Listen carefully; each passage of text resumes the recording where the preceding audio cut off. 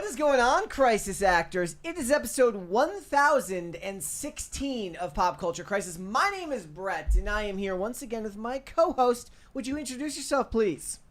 Hello, Crisis Actors. It's Mary. I don't know if you can tell by the sound of my voice, but I came down with a cold a couple of days ago, and I'm just kind of getting over it right now, so apologies if I have to periodically stop and blow my nose, but that's just how it has to be today. That's okay.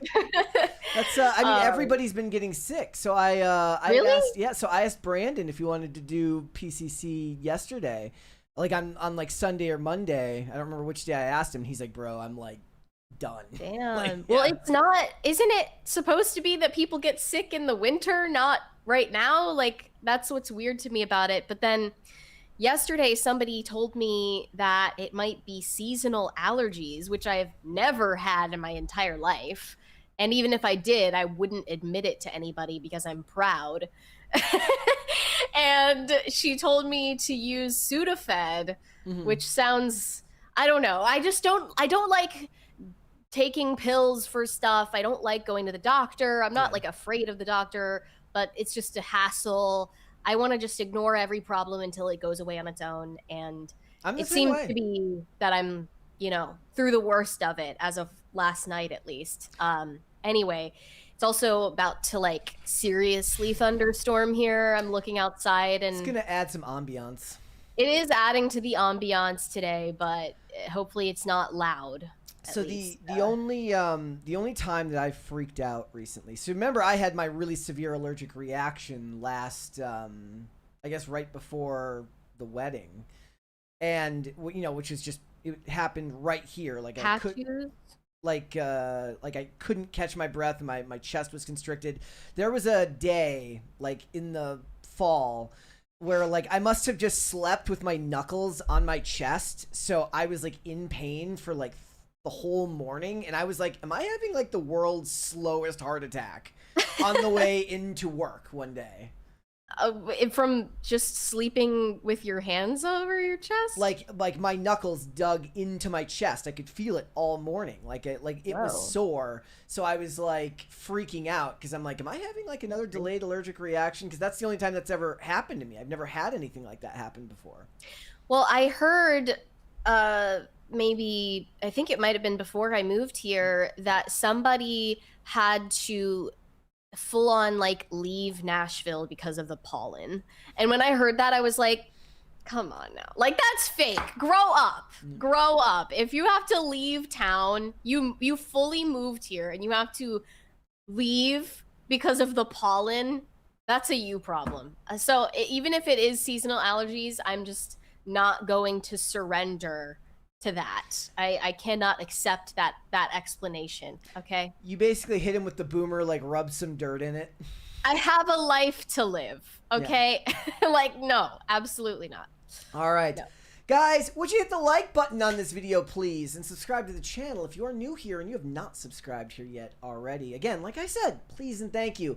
The more people that you share the channel out with, the faster that we can grow. So when you share out the live streams, the segments, all of the content, you really, really do help us in an amazing way. So thank you guys so much for that. I also want to give you guys another update. So for members of the channel, of which we are growing, first of all, first things first, as we said yesterday, the new rule has been decreed. If 20 memberships are gifted to other people in the chat, we will set off a crisis party. Also, I have a brand new episode of the PCC Update, which is the members only show that I've been doing. The first episode was with Verbal Riot. Yesterday, I got to talk to Stephanie from Geeks and Gamers. She has a channel called My Nerdy Home. We got into topics like the Green Lantern trailer. Well, the Lanterns trailer. It's not the Green Lantern. It's a Green Lantern show full of red flags. It's the best way that I can describe it.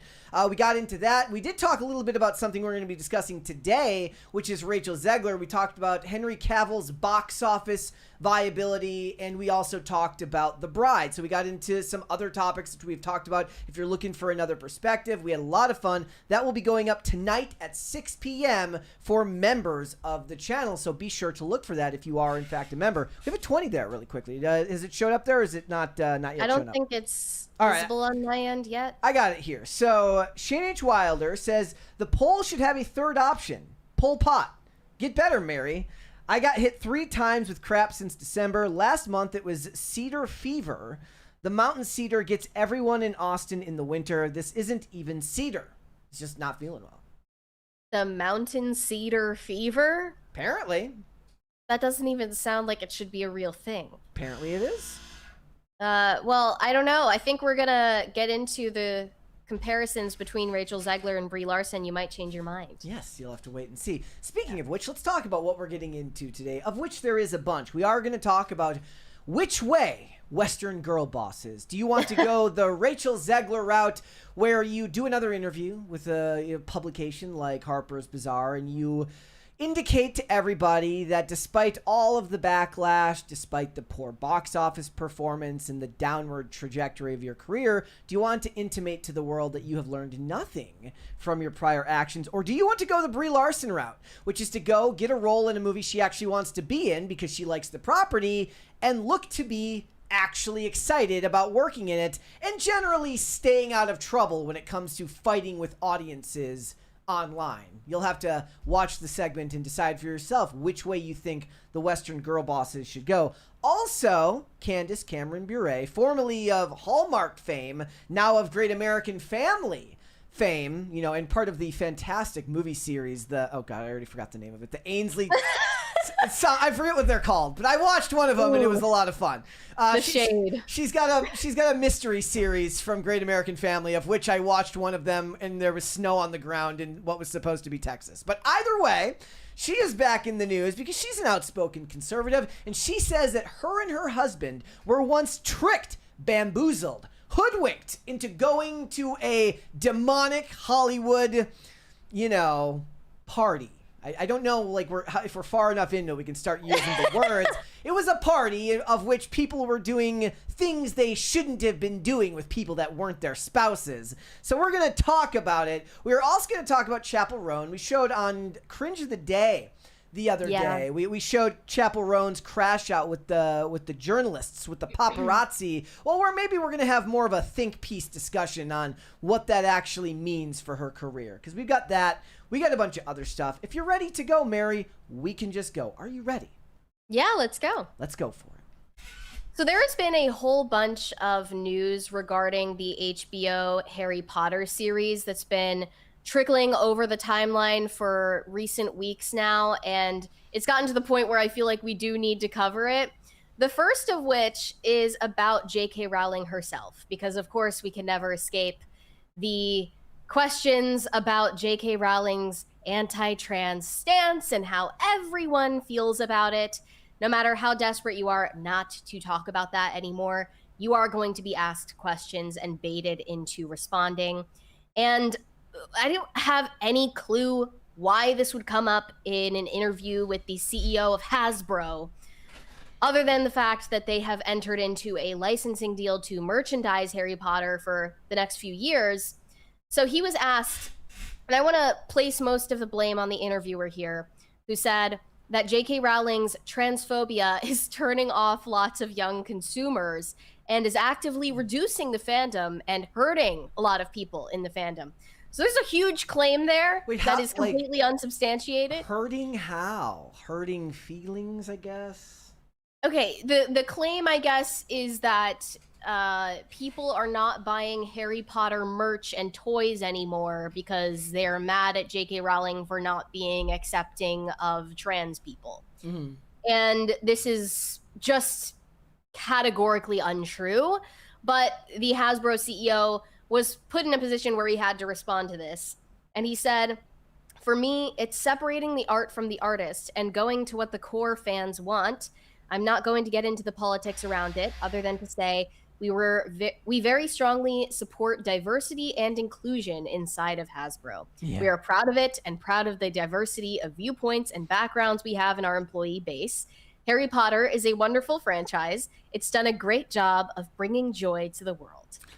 So I watch a lot of these videos from a channel called The Review, where they go through all these shows that failed. You know, they got one season and then they failed. And one of the consistent things that you'll see in them, especially for the early 2000 shows, is they would get like backlash, as I was saying to you earlier, from the Parents Television Council, because they were showing stuff that was, I guess, considered too spicy for the channels at the time. And sometimes that would affect the shows getting pulled. Now, here's the problem. That was always, almost always paired with unbelievably poor ratings, which meant no revenue. These companies would work with Hitler if Hitler could bring in enough revenue for them. Like, I don't think we're at the age anymore where they don't work with you just because of who you are. They would work with her as long as she brings in money. Now, what's funny is I looked up her net worth and how it's consistently grown over the years, and none of that has settled down since. When did she first start making those comments? It was like 2018, something like that. She was early aboard to this discussion. It's hard to recall now. Certainly before it was fashionable to turn around on the issue. I was curious about what the estimated merchandise in revenue is for a franchise like Harry Potter. I just asked Grok. Actually, no, I asked ChatGPT because Grok sucks now and is like, we're busy. Like we're overloaded with people using our service. Maybe you should pay for it.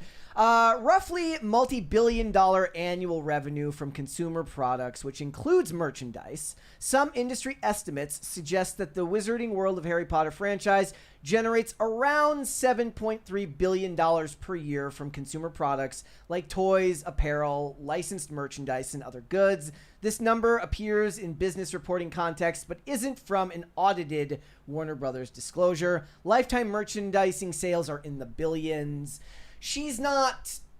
Her image, her comments on trans issues has done nothing to stifle sales. If anything, she is proof that you can actually be problematic and still create something that people will like, even the people that hate you, apparently. Yeah, you mentioned earlier off air how 5% of the US population is on X, formerly Twitter, and an even smaller percentage of those people who have an X account even use the app on a daily basis, let alone post on X on a daily basis or regularly at all.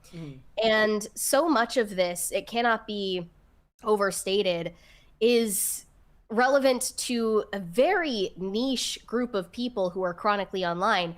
And the average person, the normie who is a fan of the Harry Potter franchise, is completely unaware of J.K. Rowling's viewpoints on anything, let alone mad at her to the point where they would boycott the franchise and not buy products related to it or watch the movies or watch the HBO series. That is just not true. The only time they would know about it is if you were like a normie content creator, I guess, and you posted like yourself reading to your kids and you're reading Harry Potter, and then some reply guy comes in and is like, did you know that the writer of that book series is actually a gigantic transphobe? I personally wouldn't read those books to my children, but that's just me. But they can't even stick to that logic, because what they do, remember when we covered the story about like the people who had the covers removed and had like trans covers made for the books because they wanted to support trans issues?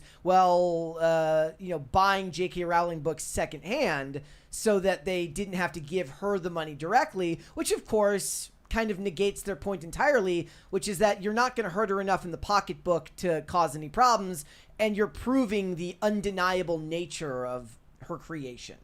Yeah, it's turned into a whole cottage industry at this point, buying secondhand copies of the Harry Potter series that are personalized to protest J.K. Rowling. Yeah.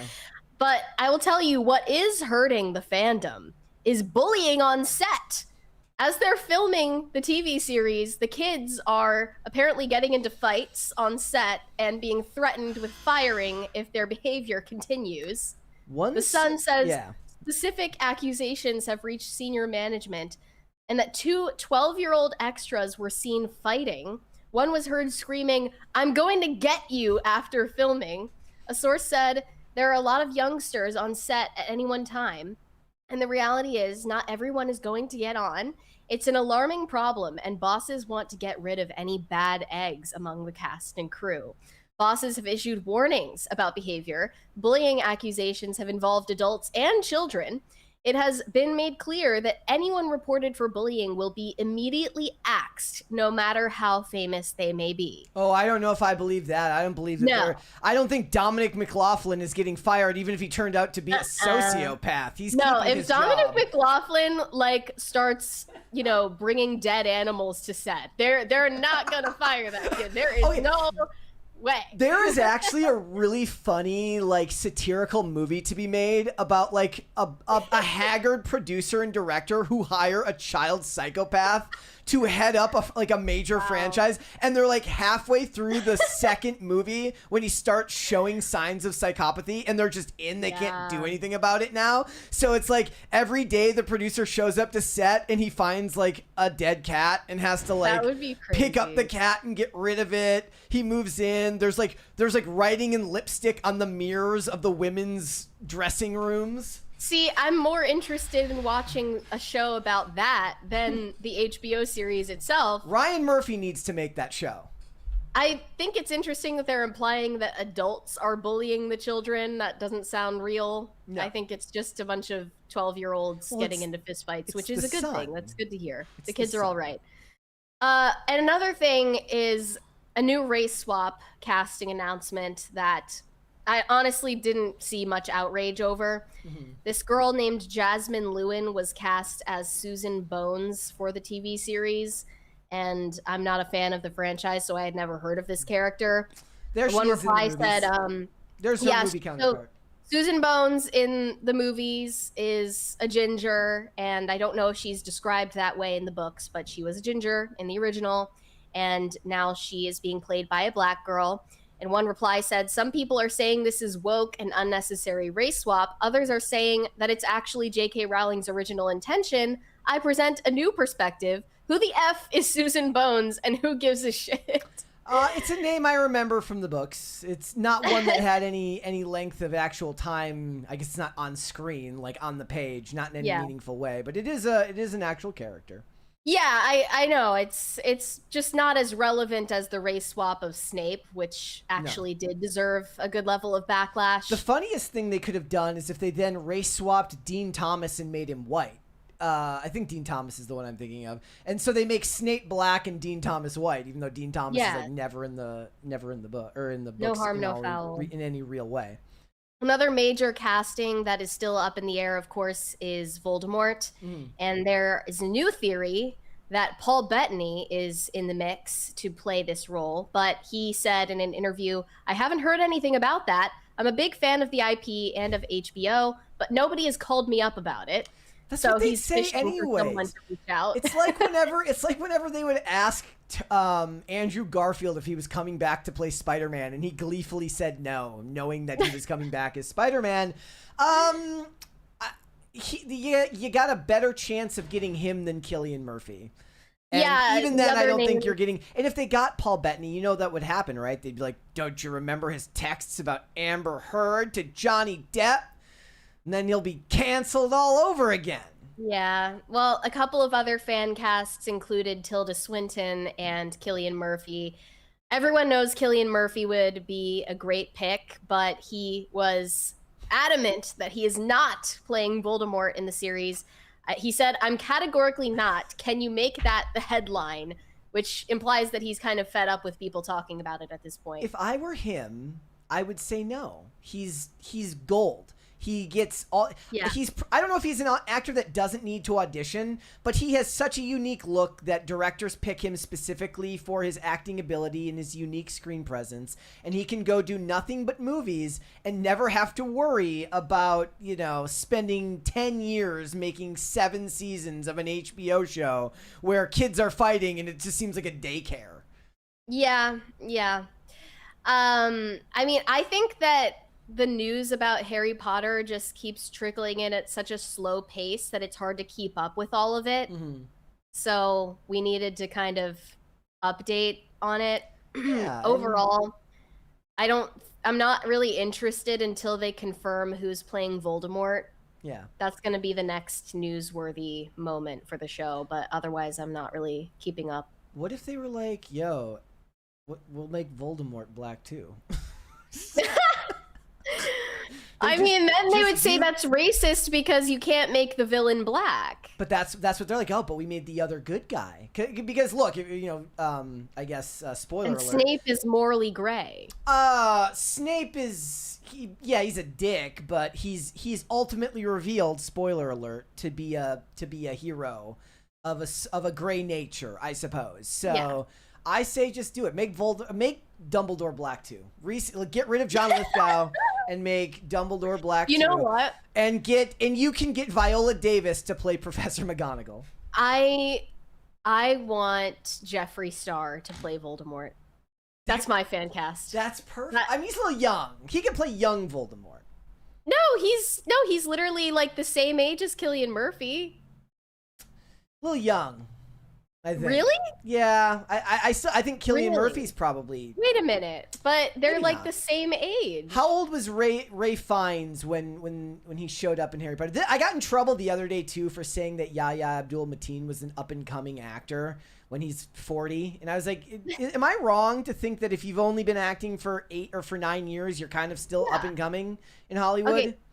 So Jeffree Star is 40, Cillian Murphy is 49. That's that's a difference. Whatever. I still think that Jeffree Star would kill it as Voldemort. I think that would be incredible. We should just do a whole segment next week on just the most unhinged casting we can come up with for Harry Potter.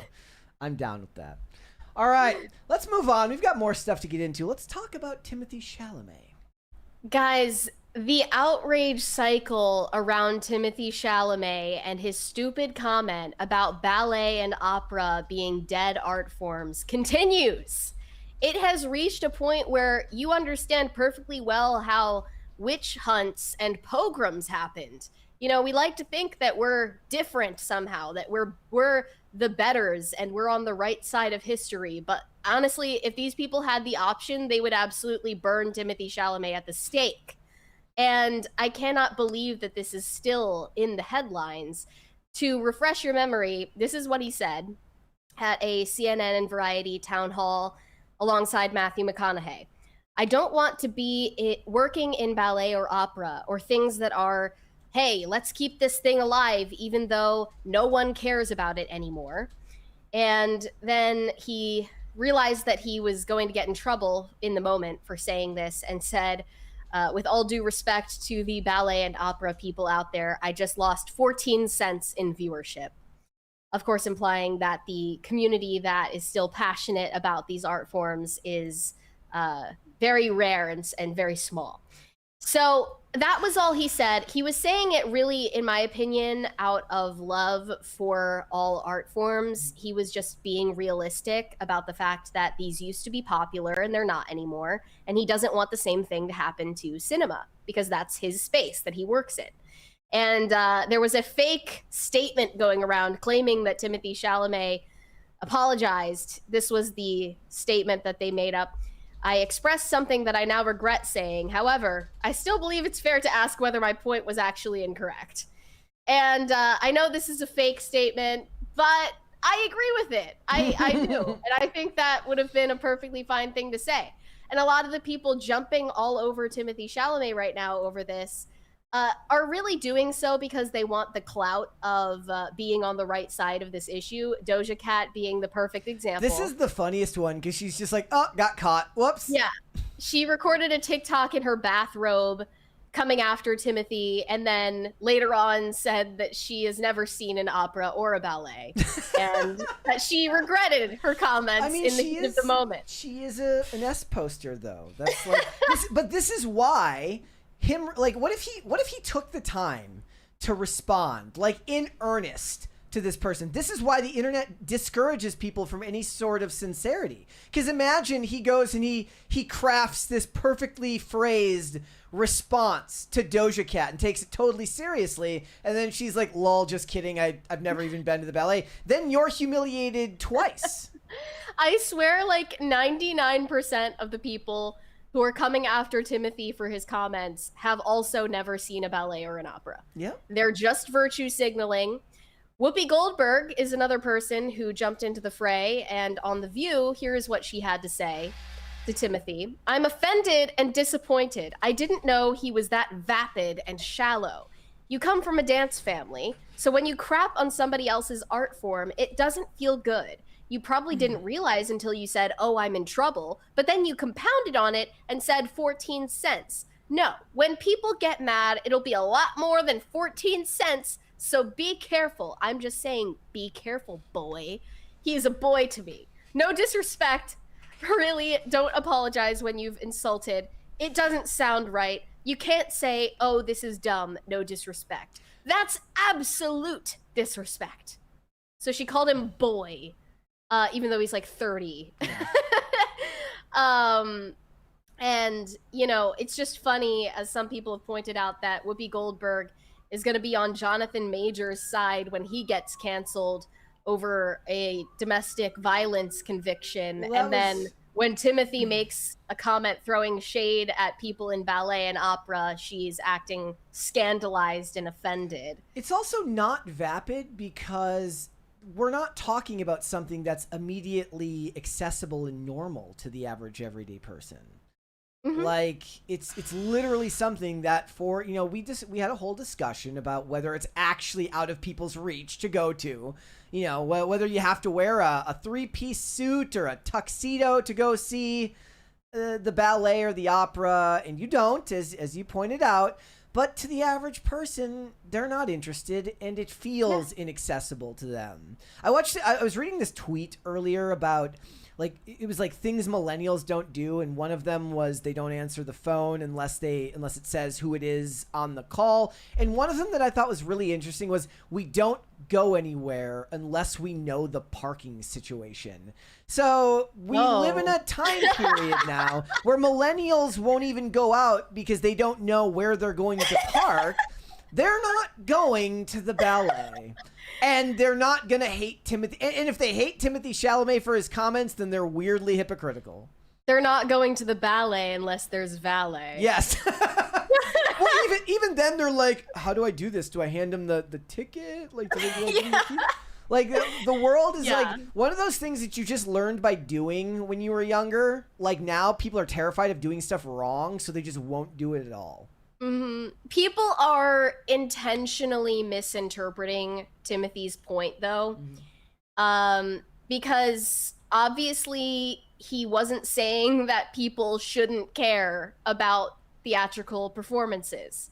He's actually saying the opposite. He's saying it's a tragic loss to the culture that these art forms have died out in popularity, and he's hoping that the same thing doesn't happen to cinema.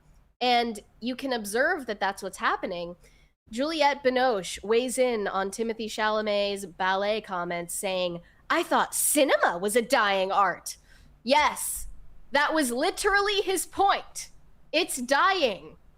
And the point that he was making about ballet and opera is that those art forms unfortunately have already died. Like, they're not gone. Certainly you can still see a ballet or an opera if you so choose, but basically they're as unpopular as they ever have been in history. And they, you know, you can compare that with cinema, and it's obviously in the process of reaching the same point of irrelevance. Mm-hmm. Vanity Fair came to Timothee's defense saying ballet and opera were indeed popular entertainment, but they are not anymore. And Timothée Chalamet doesn't deserve the flack that he's gotten for saying so.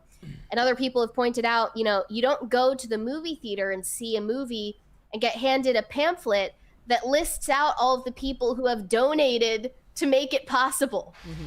Okay, that's what happens when you go to see an opera or a ballet.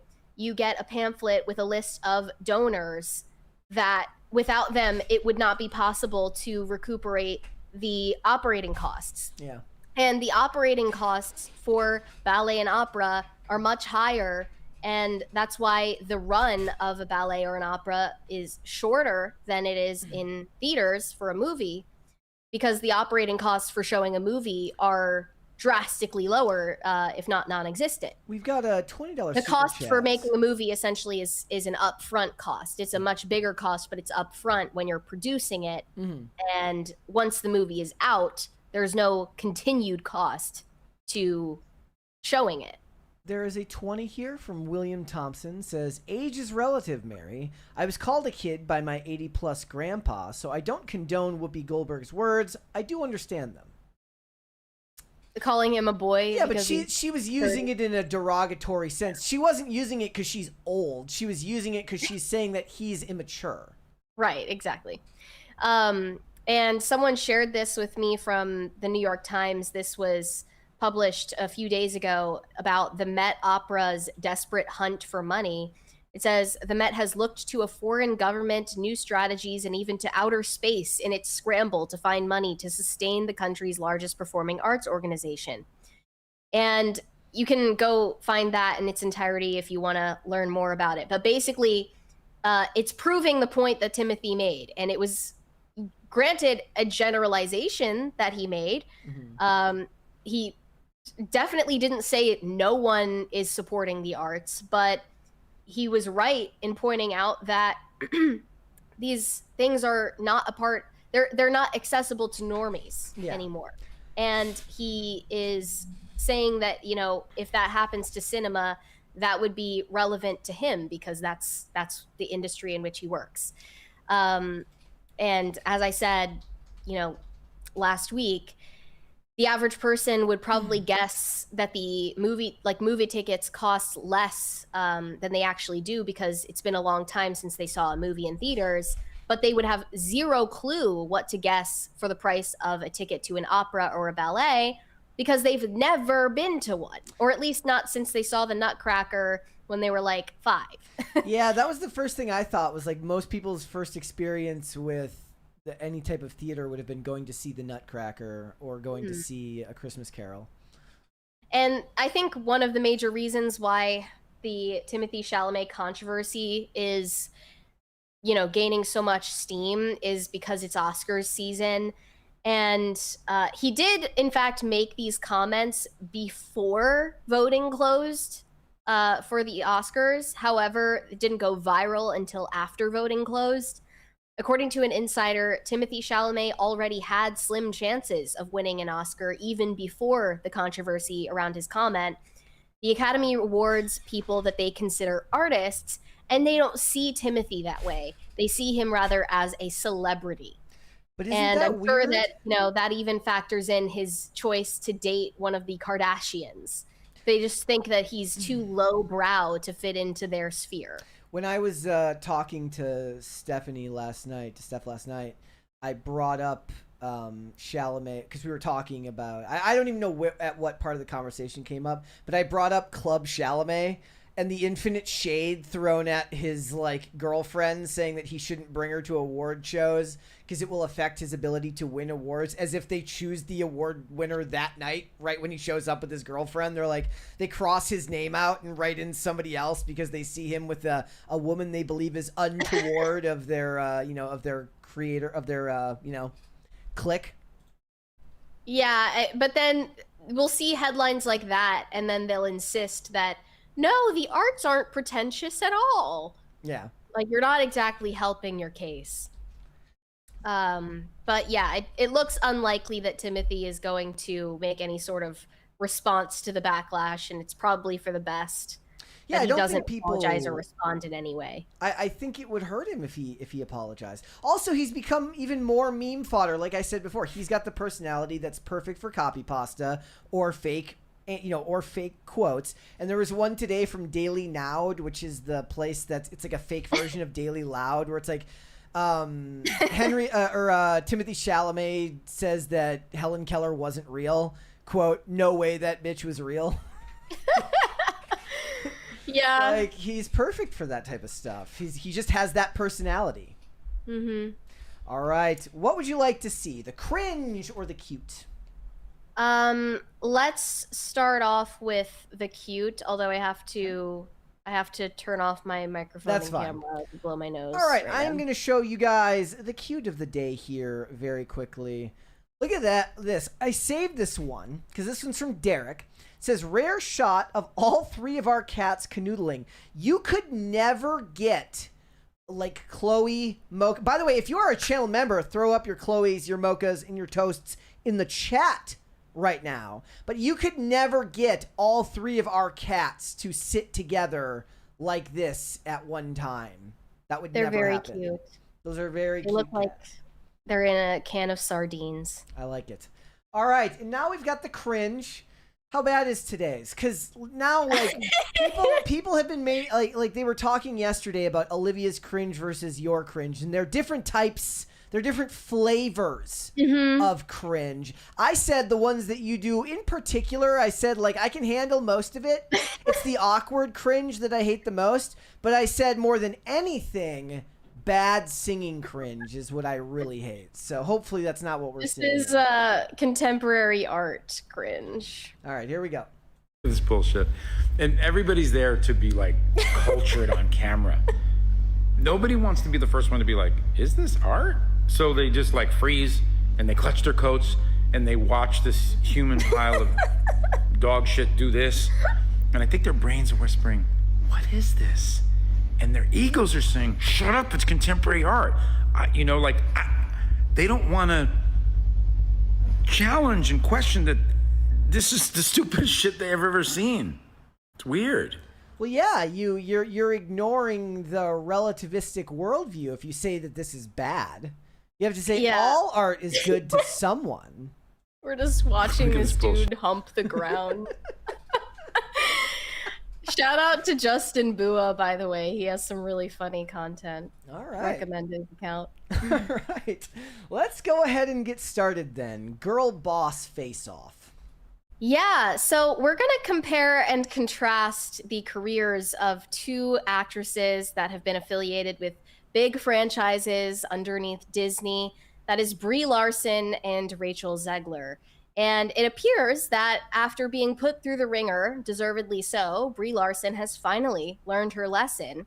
She is set to play Rosalina in the next Mario Brothers movie. And this is a clip of her during a recent press release, just expressing her gratitude and excitement. Let's listen to this here. Hi, everyone. Being part of a Nintendo Direct, this is a huge moment for me. I watch these. I play all of these games my entire life. Super Mario Galaxy is one of my favorite games, so getting to play Rosalina has been incredibly special. I cannot wait for you to experience this film on the big screen. You are the best fans in the world. I am so grateful for your support, and let's play more games. Okay, the funny thing about this is it's gonna feel like I'm dunking on her, and I don't mean this in a mean way. It actually proves that she's not that great of an actress, because she looks unbelievably happy and endearing, and she actually seems like she wants to be there, which she was never able to fake when making Marvel movies. But the thing is, I don't think she even attempted to fake enthusiasm when she was promoting Marvel. Yeah. Like, this is everyone was very like, why couldn't you bring this same energy when you were promoting Captain Marvel? Like, where was this energy back then? But at least, she learned her lesson. Everyone learns their lesson at their own pace, and Brie Larson is at least seemingly making an attempt at a redemption arc, right? And I do want to point out before we move on, people are saying, like, I don't know if I buy it. as I've stated on this channel many times, it's not about whether you buy it or not. Yeah. It's not about whether they believe it or not. It's about you and them in a social contract of consumer and product slinger, where the product slinger knows that it is their job to at least feign some type of reverence for the people that are supposed to be buying their products, and a certain amount of reverence for the material in which they are making their product from. In this case, a franchise like Super Mario Brothers. It's basically a social ritual where like when Tom Cruise is a bad example, because I actually do believe he's crazy enough to believe the stuff that he says when he does it, and he comes out there. But when an actor comes out and thanks you, it's supposed to be a sign that they know that that's part of their job. And why it comes across disingenuous most of the time is because it's coming from people who don't know how to fake it. When Seth Rogen came out and tried to do this shit from Teenage Mutant Ninja Turtles Mutant Mayhem, all people saw was every studio trying to copy what Tom Cruise did when Top Gun Maverick came out. And there's something even more ridiculous about doing it with an animated Teenage Mutant Ninja Turtles movie, in which the audience of the movie was adults with kids as opposed to comic book fans. Because I would say that the majority of the people that went to see an animated Teenage Mutant Ninja Turtles movie, they're not the ones reading the original comics. They were millennial parents bringing their kids to go see it. Now, if they were to make a live-action Last Ronin movie, then whoever's in charge there better come up on screen and be like, we love this story. We really can't wait to bring this to you guys. It is their job. And it is your job to just basically say, I either believe you or I don't. She's done a very decent job here of at least showing that she can play ball. Look at that. Look at that still. That still just speaks 1,000 words. And we talked about it at one point where when she got the news that she got cast, she was like at Disney or something, or she was at Universal theme parks.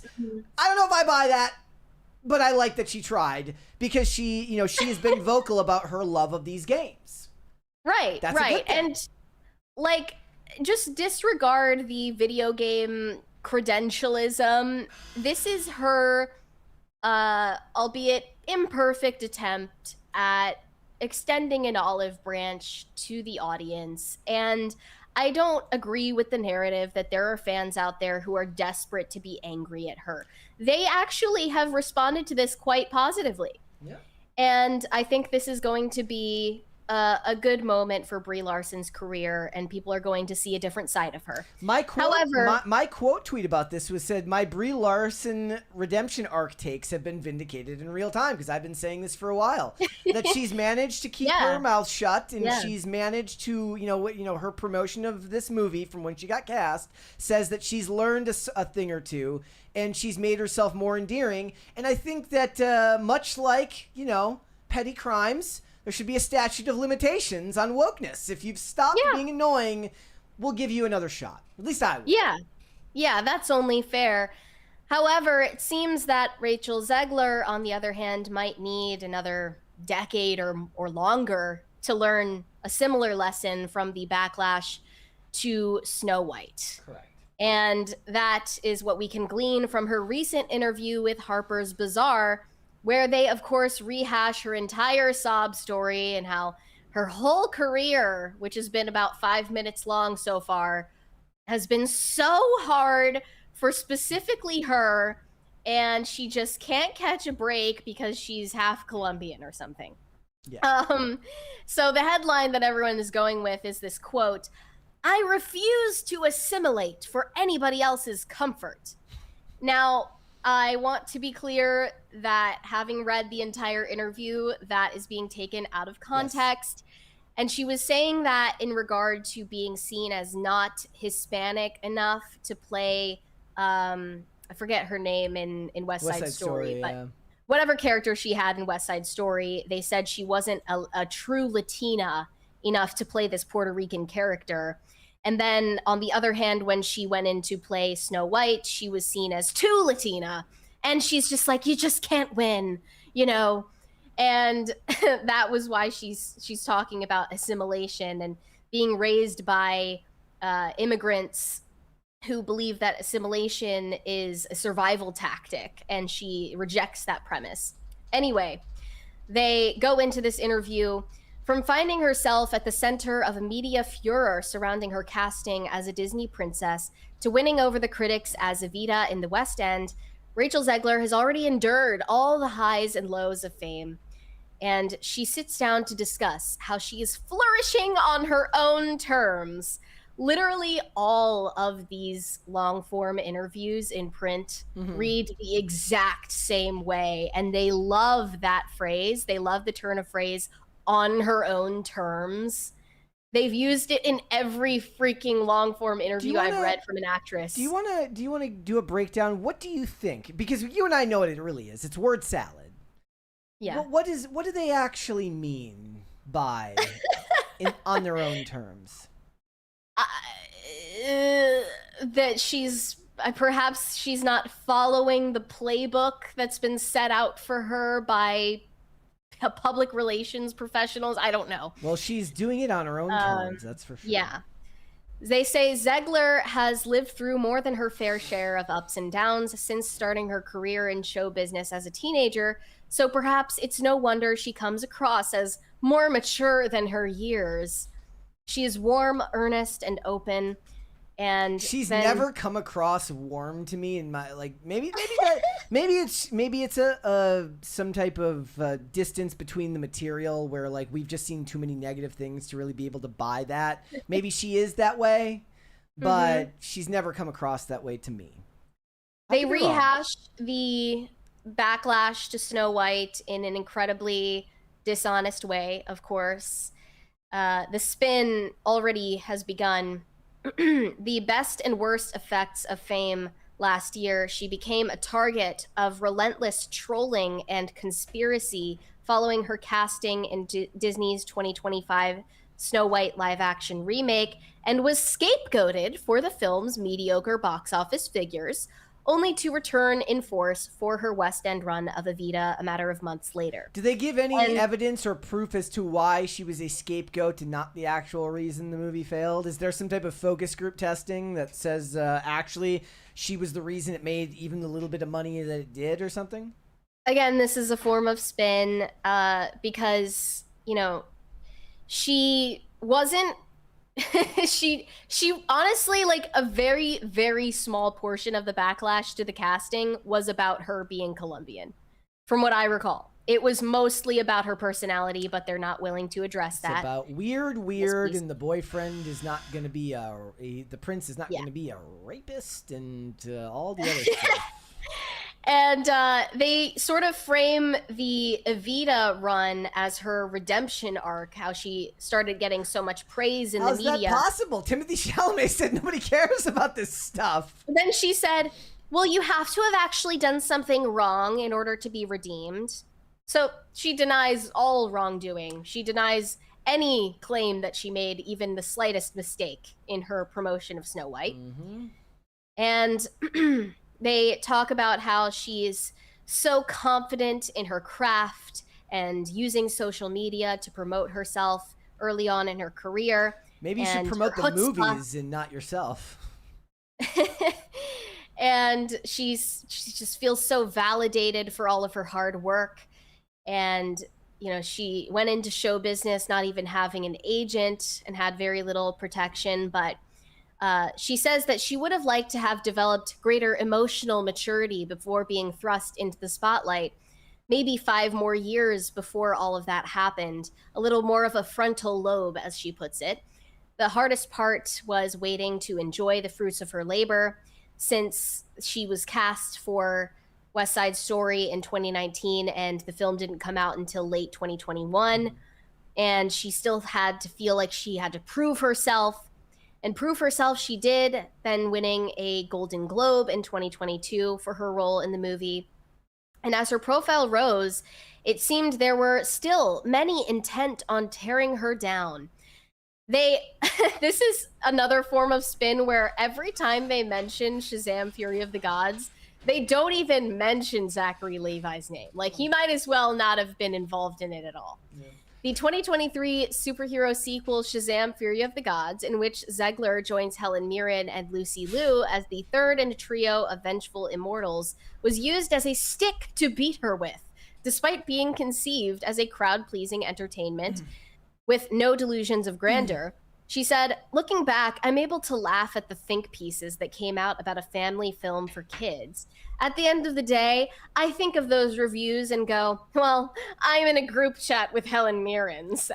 I don't, again, you come off unbelievably snarky and elitist. Oh my gosh. But the thing is, I don't remember any such think pieces about Shazam! Fury of the Gods. No. People didn't really like the movie. I liked both of the Shazam movies to different extents, but it wasn't something that was even important enough to garner think pieces, at least not on any real scale. That comment about being in a group chat with Helen Mirren just comes off as like such a fame seeker, clout goblin mentality. Like, she's just so obsessed with name dropping all of her famous friends all the fucking time. It's so annoying. And she continues doing it throughout the interview. But the vitriol she encountered during and after the filming of Snow White was somehow harder to take in stride, not least because it was fueled by racial prejudice. Her casting was accompanied by an outcry from those who claimed her Colombian ancestry made her unsuitable for the role, and that this was an example of a woke diversity hire, a particularly difficult thing to hear for a star who had previously endured suggestions that she wasn't sufficiently Hispanic to play Maria in West Side Story. I was told I wasn't enough for one thing and too much of another for Snow White. It was really confusing time to be in my early 20s and hearing that. I grew up being proud of being Colombian, eating the food, wearing the dresses, drinking the coffee, bananas and rice, whatever. All about bananas and rice. I would, if the interviewer did their job, what they should have asked is, which one bothered you more? Did it bother you more to be not Hispanic enough for West Side Story and not white enough for Snow White? How about just shut the fuck up if it does bother you either way? Yep. That would actually be a relief for all of us. She said, then, in the public eye, when you're two things, you're simultaneously nothing, but I refuse to assimilate for anybody else's comfort. Her mother, on the other hand, built her life in the era of assimilation being a tactic for survival, very much in the image of immigration we see portrayed in West Side Story. It was the experience of so many people in my family, the idea that you'll get a job, you'll be American, and that's how you survive. That's the only way you're guaranteed a future. What, by getting a job? What? Is the idea, Okay. So is this one of these leftist fundamentalist views of the immigration lie, that it was never about assuming the values of another country? Because what I've been saying, and I've said it on IRL for a long time, is like, there are plenty that would be on what you now call the perceived right, you know, the big tent policy, that still hold a romanticized view of that type of immigration because they're proud of America, they're proud of America's history, and they love the idea of people coming from all over the world for the express purpose of joining America because they want to fall under its banner and support those values. But instead, the progressive approach to this is to say that you can come here, and any attempt to get you to change who you are is seen as an attack, instead of what it is instead of what it actually is, which is understanding that you don't get to just all exist separately in a boiling pot, you know, in the so-called melting pot, that you all must learn to coalesce together and blend together by shared values. And they reject that premise, and she obviously rejects that premise as well. At least that's what I could glean from that. Well, what's been demonstrated is that it doesn't even matter if you immigrate to the U.S. and assimilate to the culture, because you're just going to have a child that was born here who goes to college, loses their marbles, and refuses to assimilate retroactively. Yeah. And the journalist suggests that it's a sentiment that resonates even more powerfully in Trump's America. However, Rachel Zegler won't be drawn into a political debate, but acknowledges that what's been happening in her country is very difficult to witness in real time. Zegler is careful with her words since the Snow White controversy that began with her casting spiraled out of control when she shared certain opinions with the world, first about the outdated portrayal of the heroine in the original film, cue the wrath of an army of diehard Disney fans, and later, more seriously, when she publicly supported Palestinian human rights on social media. Her remarks were interpreted as particularly incendiary because her co-star Gal Gadot is a former IDF soldier. Rumors of tension between the two women abounded. She never retracted her comments, and nor does she do so with me today, arguing, "I've said what I feel, and that will always be a testament to my core beliefs as a human. That's where I stand." She does admit, though, that the situation was a study in intent versus impact. You live and you learn, and there's a caution that comes with that. There's an understanding that the temptation to speak doesn't always mean that it must be done, and that there are a lot of opportunities to make more meaningful change than a tweet. When asked whether, looking back, she thinks she ought to have anticipated the backlash, she shakes her head. "If I'd been able to predict any or everything that would come my way, the threats to my safety, I would have just thrown my phone into the ocean. I think any sane person would have." So I guess that's not exactly her saying that she regrets tweeting Free Palestine alongside the Snow White trailer, but it is her saying that for purely self-interested reasons, she might have walked it back. Does that mean that we get to be Free Iran now? Is that the new one? Is it Free Iran now? We got a 20 from Pop Culture Junkie. Says Disney's post-release research shows that Zegler's PR issues were one of a number of factors that caused the box office failure of Snow White. She was not the prime reason. What would the other prime reasons have been then, other than just people not wanting to see it because it looked like garbage, brown, drizzly garbage? I mean, like the color palette of the movie looked like brown and muddy and gross. It definitely is a movie that could have lost millions or hundreds of millions of dollars with or without her. And I think that point is proven by Halle Bailey in the Little Mermaid remake, because she was a perfectly likable person. She didn't take the bait when she was encouraged to complain about the comments about the race swap. But still, that movie did not make its money back, not even close. In this next part, Rachel Zegler then brags about how she's BFFs with Helen Mirren and Lucy Liu, and, you know, they took her on a girls' shopping trip to give her advice about navigating life as an actress and what it's like to be a woman in this industry. And she says that these two women have taught her how to show up for other women, particularly young actresses. That's why when Whitney Peak got cast in the new Hunger Games, I reached out to say, "I'm here, even though I hope to God you don't need me. And the next time a woman of color is cast as a Disney princess, I'll be there with bells on to support them, lift them up, and to advise and tell them what not to do." This is why Snow White fails, because it looks like crap. Look at this garbage. Yeah. It wasn't entirely her fault, but it can't be discounted that she didn't help the situation.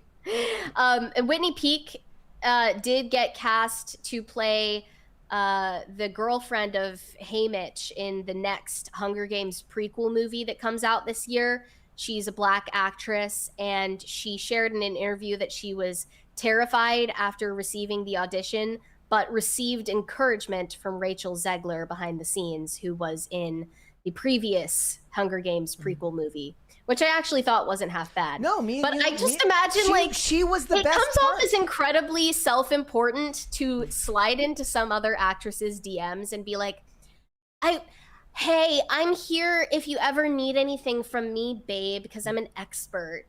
Like she was the best part of that Hunger Games movie. Yeah, she was by far and away. Wasn't bad at all. And there was no. Thank you. Thank you, guys.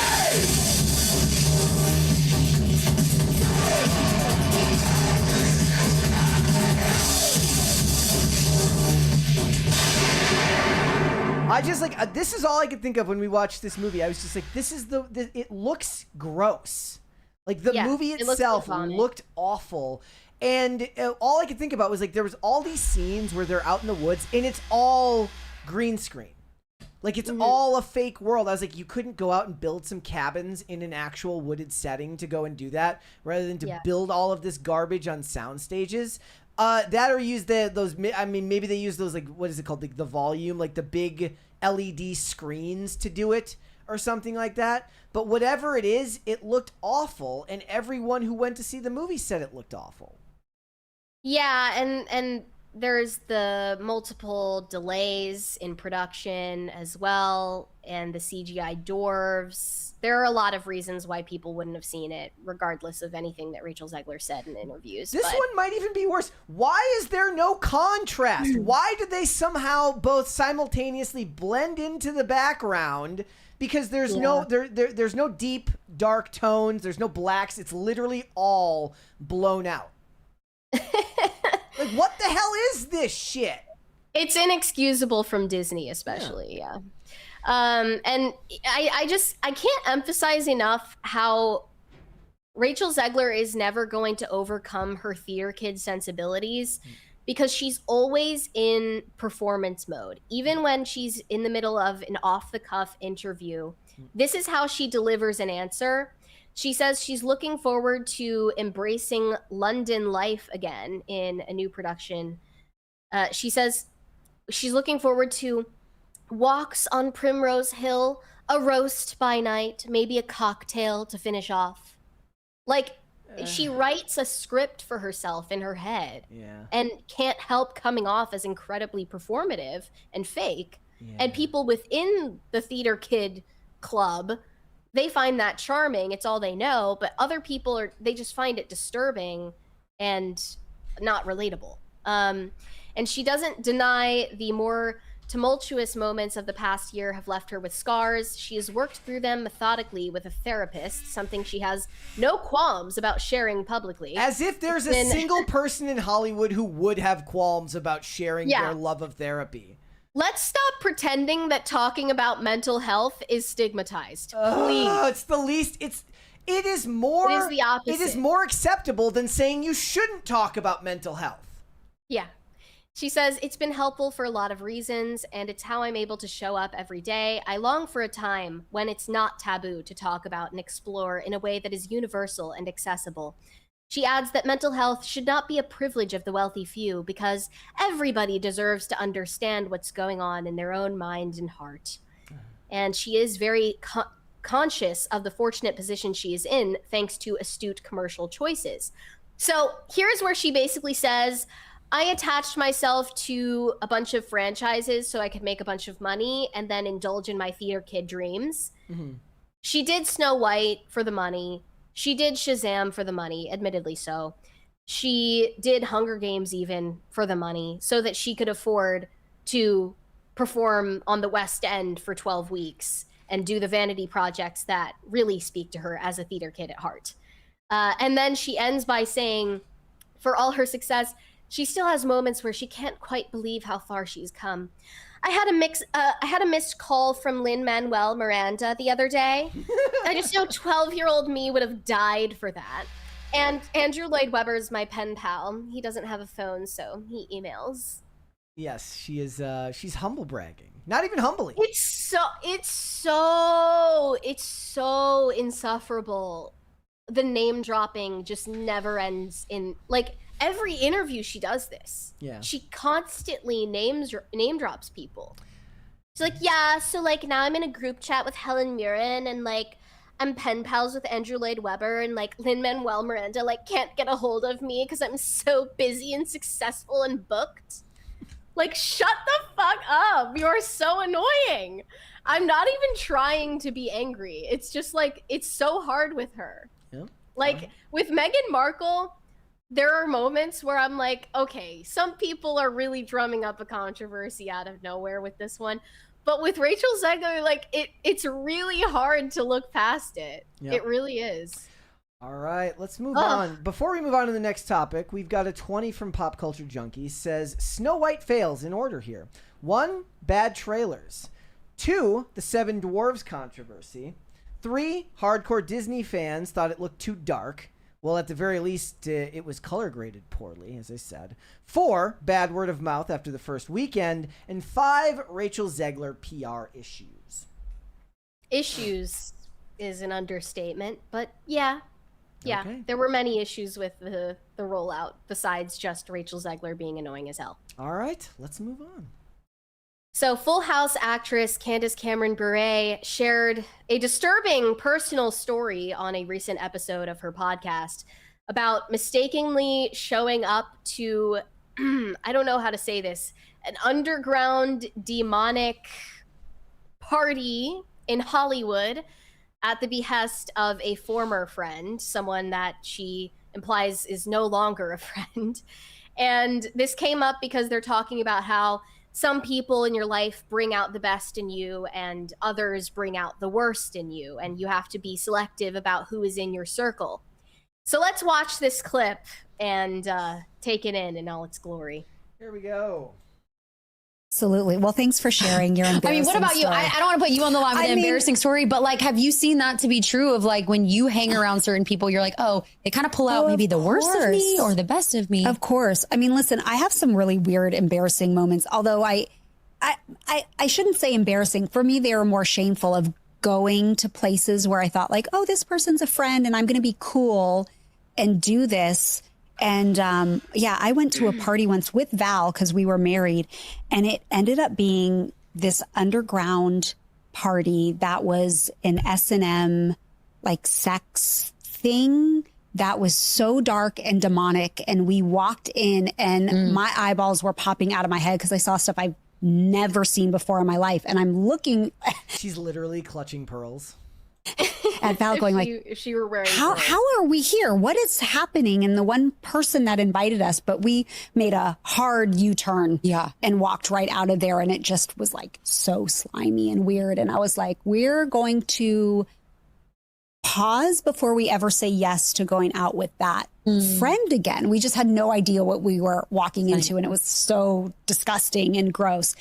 My brain is so warped these days that all I could focus on, I'm not even kidding you, was how good the camera was because the depth of field is so shallow on the laptop and it just springs into focus on the mic arm. And I'm like looking at what her thing says, and it says, never too busy to pray and love gives. And I'm just like, so if I asked Grok to make the human embodiment of Hobby Lobby, it would just Candace Cameron Bure, she would just spring forth into existence. And that's okay.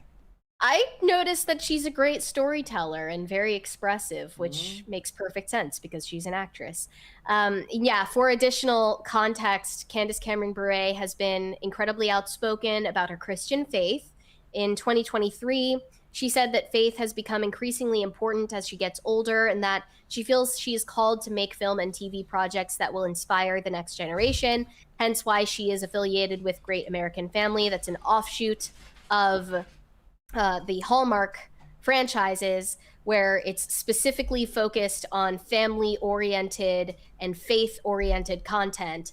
She unfollowed her friend and former co-star Jodie Sweetin. Oh, she did. Year before that, due to an apparent dispute over her comments outlining plans to work with a network that she says solely depicts traditional marriage. I thought I saw something recently where they talked about still. I must have misread that. Like I thought it was something where like Jodie McSweetin said that they were still on good terms, but I guess I was wrong. I'm not sure about that. It appears that they're not friends anymore. Who knows? Maybe Jodie Sweetin was the one who gave her the invite to this weird party. But well, remember that she was Candace Cameron Bure will always be famous now, not just for Full House, but as portraying Aurora Teagarden from the Aurora Teagarden Mysteries on the Hallmark Channel, which of course she spun off into playing the character of Ainsley McGregor on the Great American Family station. And I myself did watch the Ainsley McGregor Mysteries, A Case for the Winemaker, and must I say I was riveted. I applaud her for end. making projects that align with her values and making money while doing so. I think there's nothing objectionable about that whatsoever. Nope. But here were some responses to this story that was circulating. One said, I can't possibly imagine why Mary Kate and Ashley Olsen ended up so messed up. probably because they ended up at some of those parties as well, without an option to decline. Candace Cameron's parents had Christ. Candace has Christ. That's why she never got sucked in, and why she still looks fantastic and healthy, because she isn't a Satanist. Don't forget Good on her her for brother. speaking out. Her brother as well, Kirk Cameron. So this is the problem. She tells a story about something that happened to her, and people take that and say this happened to two totally other people against their will, and then they make it into like an Epstein file-esque story. There, obviously, she didn't say anything about children being involved or present at this party. However, this is not just a Hollywood thing. I swear, like, not everybody, but I'm just gonna generalize and say, like, everybody Candace's age is a swinger at this point. It's not just a Hollywood thing.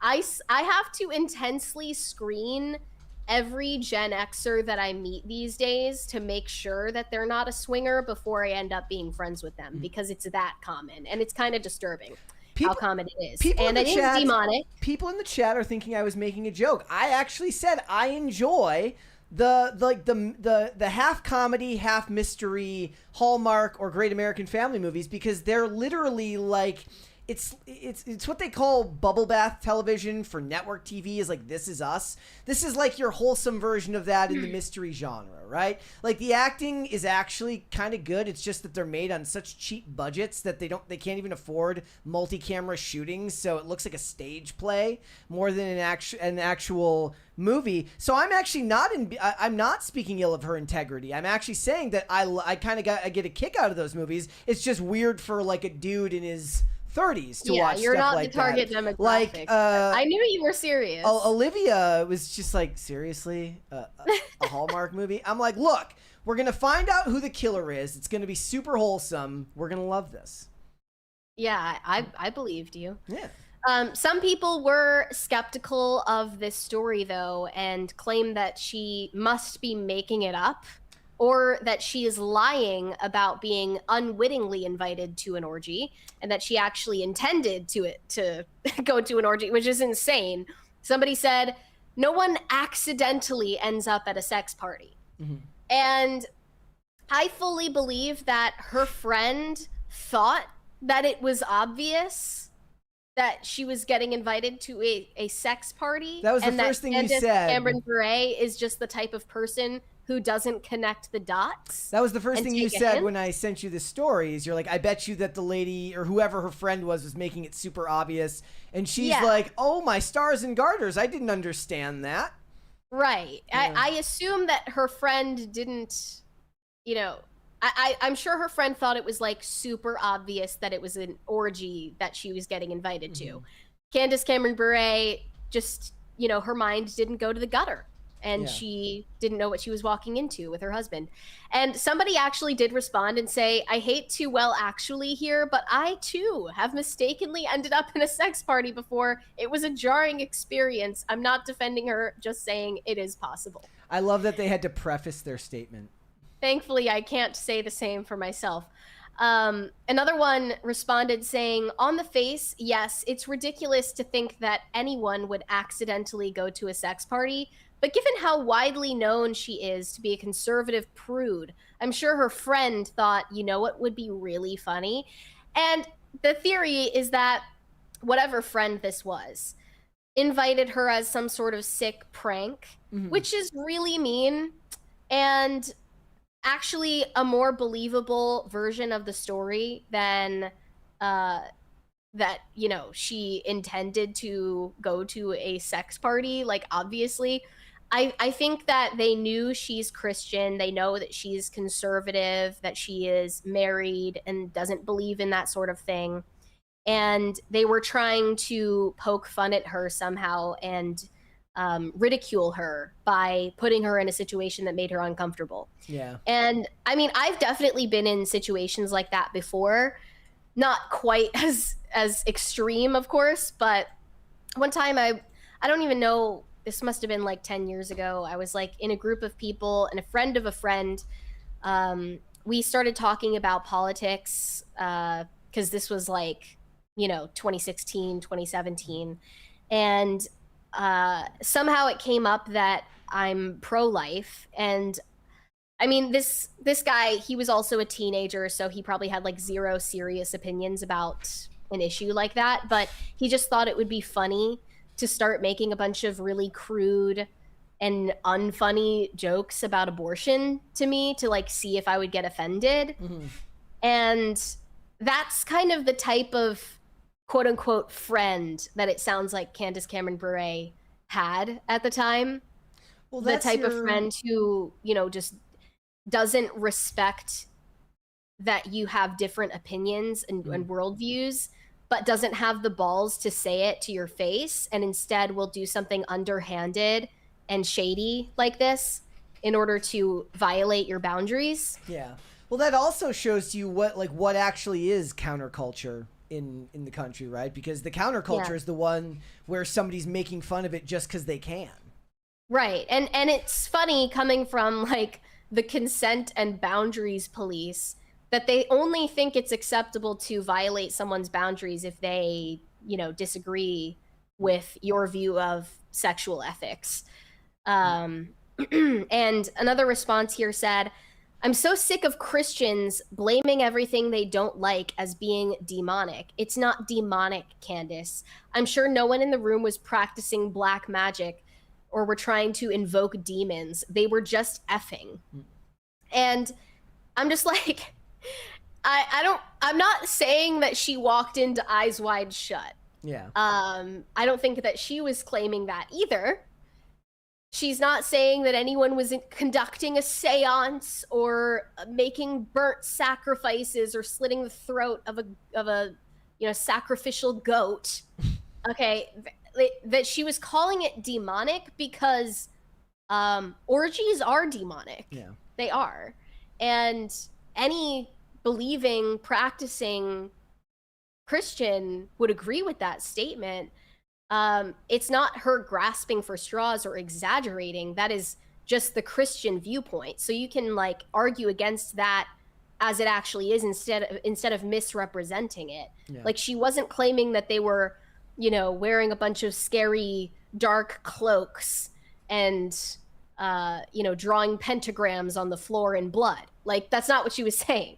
She was saying that that sex parties are demonic according to the Christian worldview and view of sexual morality. And aside from anyone, having a religious view about it, most people still don't think that orgies are normal. Like that's still not like a normal part of anyone's life. Yep. Is going to sex parties. Like that is thank goodness still not considered mainstream. And I did say earlier that like a lot of Gen Xers specifically are, into like being swingers these days. It's still not the majority, not even close. Yeah. It's just enough to the point where, it's like if you know sort of thing. Yeah. But it's just like this is like when people start talking about like crime statistics in cities and how they might not feel safe on public transportation in New York City. Yeah. And then a leftist will be like, what, are you afraid of homeless people? Like, you're just being disingenuous on purpose. Like, that that's not what they're talking about. I think Candace Cameron Bure is a very wholesome person in a land full of extremely annoying people. Is unwholesome a word? Unwholesome people. Yeah. Especially in Hollywood, but that goes for society at large at this point. I've never listened to her podcast, but I don't know if I would listen to her podcast. I don't think I'm the target demographic for the Candace Cameron Bure podcast. Candace Cameron Bure is another celebrity aside from Mickey Rourke, who has had a long-standing feud with JoJo Siwa. Mm-hmm.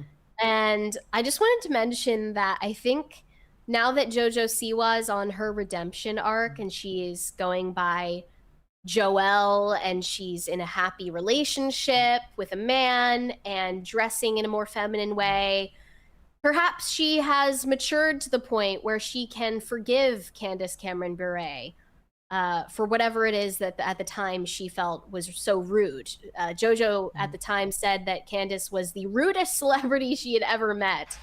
And I think now that she's all grown up and has matured in some of her viewpoints and sensibilities, she might understand where Candace was coming from.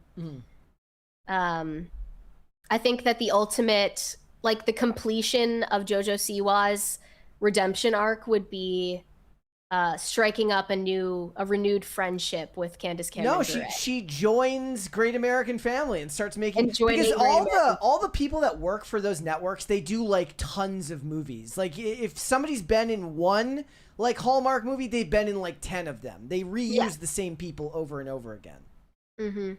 All right, let's move on. We've got more stuff to get into. Let's talk about Chappell Roan. Yeah, so earlier this week, you probably saw a clip of Chappell Roan in Paris where she turns the camera on the paparazzi she claims have been following and harassing her for days.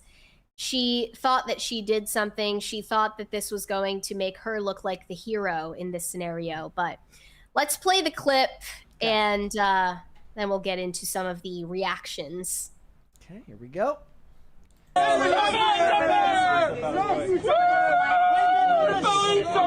Disregarded as a human. Like she thought this was so tough. So I'm just trying to go to dinner, and I've asked these people several times to get away from me. Please step to the side. Step to the side. This person I've asked several times to go away, and they will not. They're hiding their face because they're ashamed. Because I've asked them. These are all the people that are completely disregarding all of my boundaries. So this is, then go away. So I want all of you, I'm asking you kindly to please leave me alone and stop following me. Can you give us something nice? Then we go home. What are you wearing? Okay, no problem. You have your choice, yeah. You know, it really hurts when there's like an actual fan there trying to like be polite and get an autograph, and you're so wrapped up in your own narcissism that you don't even realize it. Like, you could have disarmed the whole situation by stopping and giving an autograph to that person and engaging them in discussion. Well, it's kind of irrelevant whether or not that was a fan of hers, because there are so many people who pretend to be fans so that they can be autograph sharks and do this so that they can resell, you know, signed photos on eBay or whatever. Yeah. Maybe it wasn't a fan, maybe it was. That doesn't really matter. What matters is that Chappell Roan crashed out and has low impulse control and very little understanding of how she is perceived in a scenario like this. She thought that, you know, the internet was going to take her side, and the opposite happened.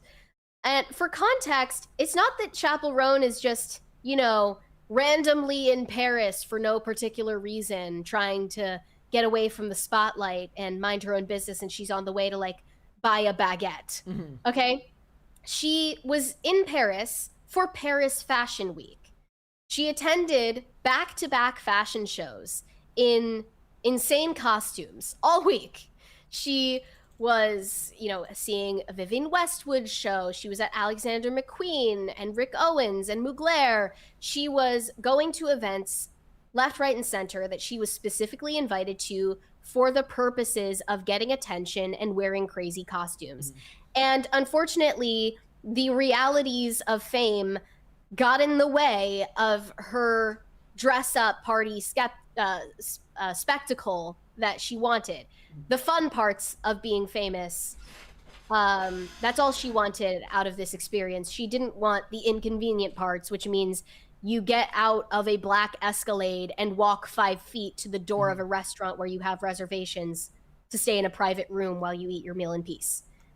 It's the She literally, it would have taken 2 seconds to just walk an additional 3 steps into the restaurant. But she had to make this into a moment where she was the hero for, like, you know, she thought she was Bjork.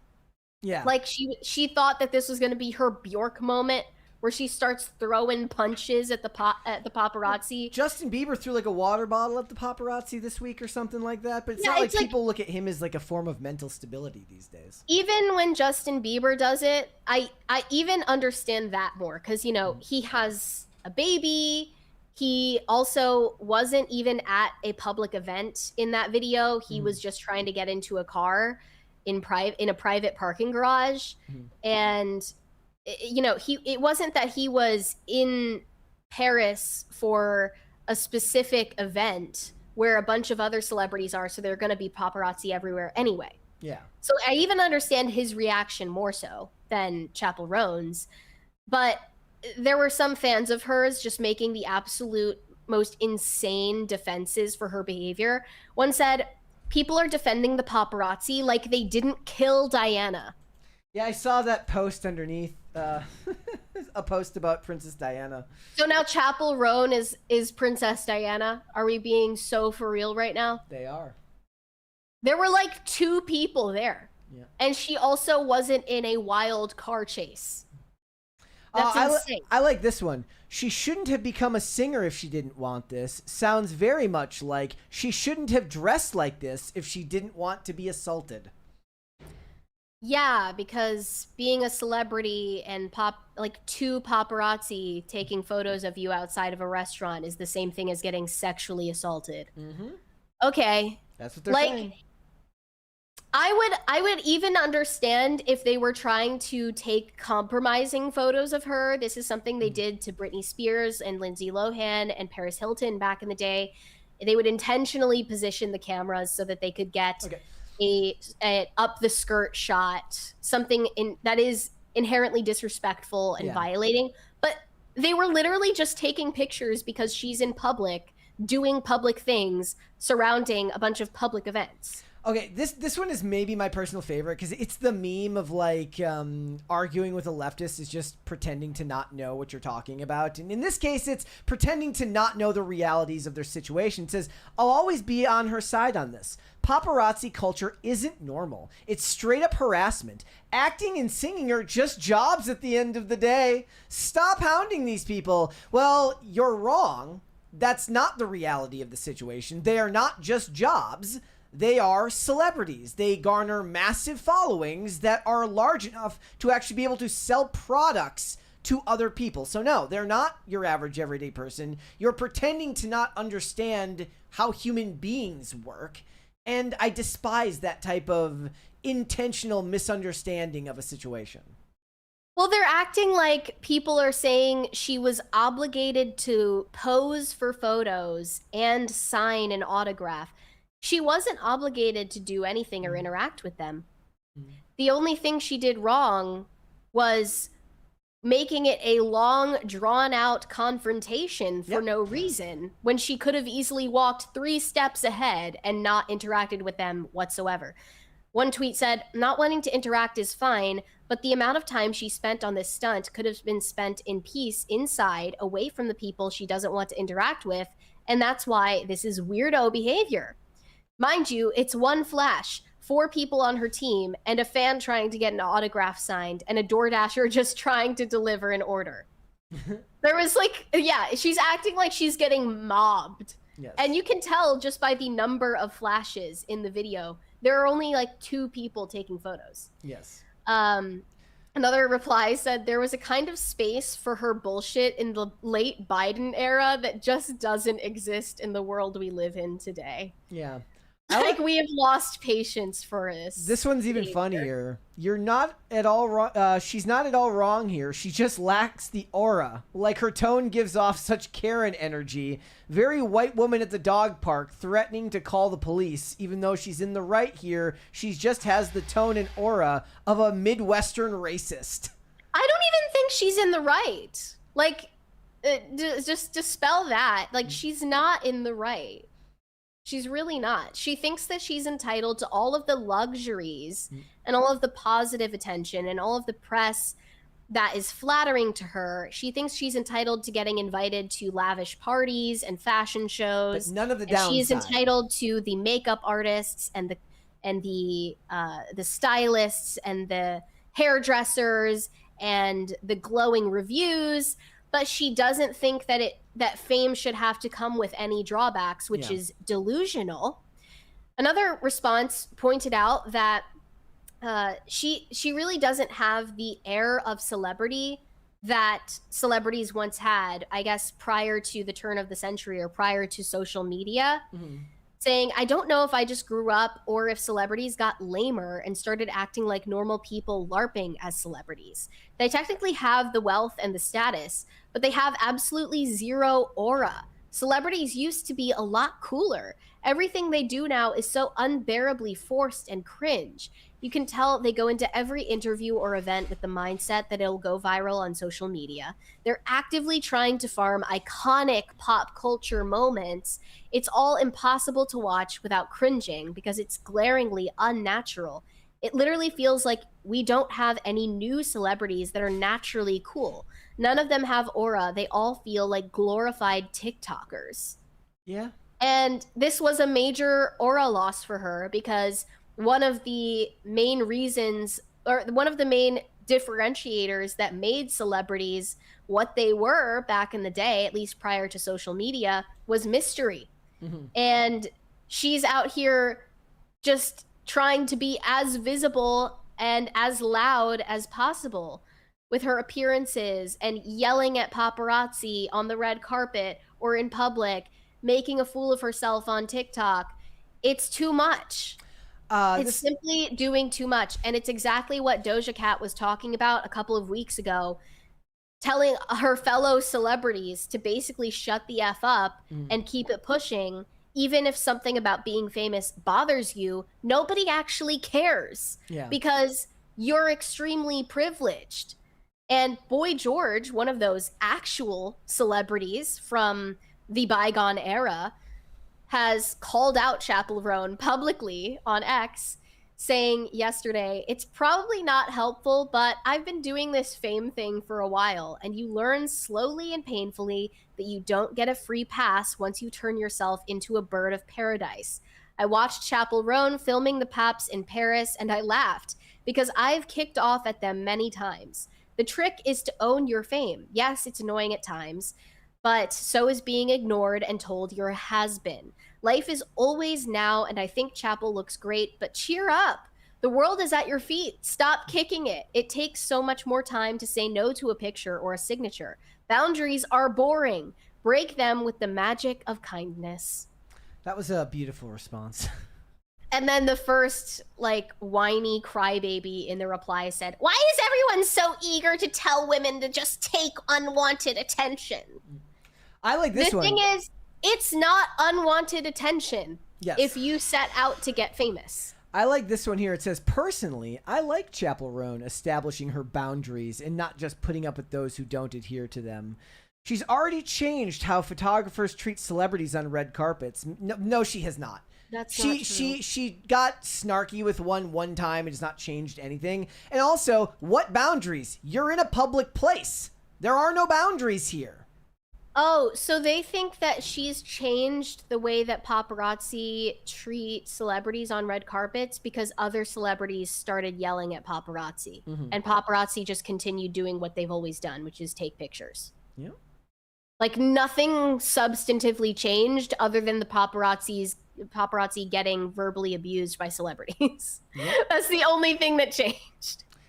I think the most important part is that there's no aura because none of them have any mystery because all of them are omnipresent on social media and getting their pictures taken, and you never have any sense of who are they, what are they doing, where have they been. You know, they look like they got something cool going on. They don't look that way. Yeah. She looks like she has nowhere better to be than getting scrappy with randoms in the street. All right, let's move on. Let's read some super chats. Let's do it. You know what? It's weird because I'm still Team Chappell Roan. She just needs to pull it back a little bit. Are you still Team Chappell Roan after this? I don't know. I feel like there's no coming back from this. You can't lose me after one. I'm gonna give her another shot. All right, she's on her 10th chance so far, but that's okay. Shane H. Wilder said, "Happy Wednesday, Brett and Mary. Taco Bell 2026 releases for 2026 don't seem unappetizing, and Baja Blast under eye caffeine patches are just weird." I didn't know about the Baja Blast skincare line. Maybe they'll have Baja Blast flavored Zins for you. I'll probably try the creme brulee crunch wrap. So when you sent these, I did look up the 2026 menu releases, and it's just the headline that made me laugh. It says Taco Bell unveils new menu items for 2026, including permanent nacho fries. Something about permanent nacho fries just makes me laugh. Also, I do have to give everybody an update. Chloe is okay. She was at the vet today. This was a point of discussion yesterday. Chloe does not like the vet, and she likes her cat carrier even less than the vet. And she had to go to the vet today. She has an eye infection, but she's got meds, so she's going to be okay. So I asked people, since there is a Chloe emoji, drop your Chloes in the chat. Yes, Chloe's in the chat. 07's in the chat. I felt like she actually knew she was going to the vet today because she was being like, she's already nice to me, but she was being even nicer than normal yesterday. And I think she was like, don't make me go. Trying to curry like, favor. The cat carrier comes out and you just know that means you're going somewhere you don't want to go. There were also like these new chicken nugget flavors. And I still don't understand why Taco Bell should have chicken nuggets. I think that's stupid. But the rest of them are all like pretty much inoffensive. Like, yeah. It's all the same shit. I'm not going to act like I'm better than eating like the same burrito with different names over and over again. Yeah. But the dessert choices were weird. So the creme brulee crunch wrap thing, I would try that. But there was one that was weird. They have chocolate fudge empanadas. I think we just saw something about like a birthday cake flavored empanada the other day, which looked really good. Yeah, they are doing a birthday cake one. That doesn't seem good to me. That seems like really weird. I don't know. Something about it is just like kind of gross, but I would definitely try it. I'll definitely try it. I'm gonna act like I'm above it. The last one though is just like I can't possibly even try that once. The strawberries and cream Mexican pizza bites. Tostada with cheesecake filling, strawberries and white chocolate shavings. That just sounds gross. Yes, that does not sound good to me. Oop. Yep. Sorry. You good? I don't know if you heard that. I had an audio issue. No, you're good. Okay. Shane H. Wilder, that was the 20 from earlier. Corey Anderson said Chappell Roan is a fake gay. I'm still waiting for evidence on that. Yeah. She hasn't like publicly dated anybody though. I'm trying to think of a reason why I should hate Chappell Roan. That's more like I look at this today and I'm just like, it's cringe, but that can't make me hate them.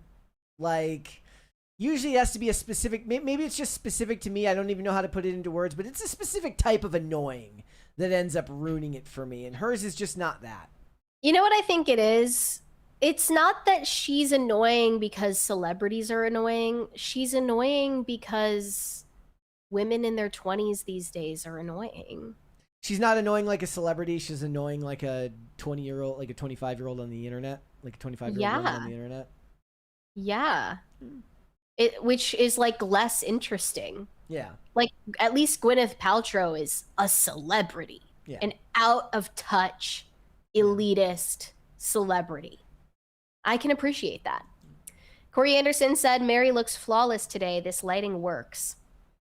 I mean, maybe it's not the lighting. Maybe it's that I'm sick.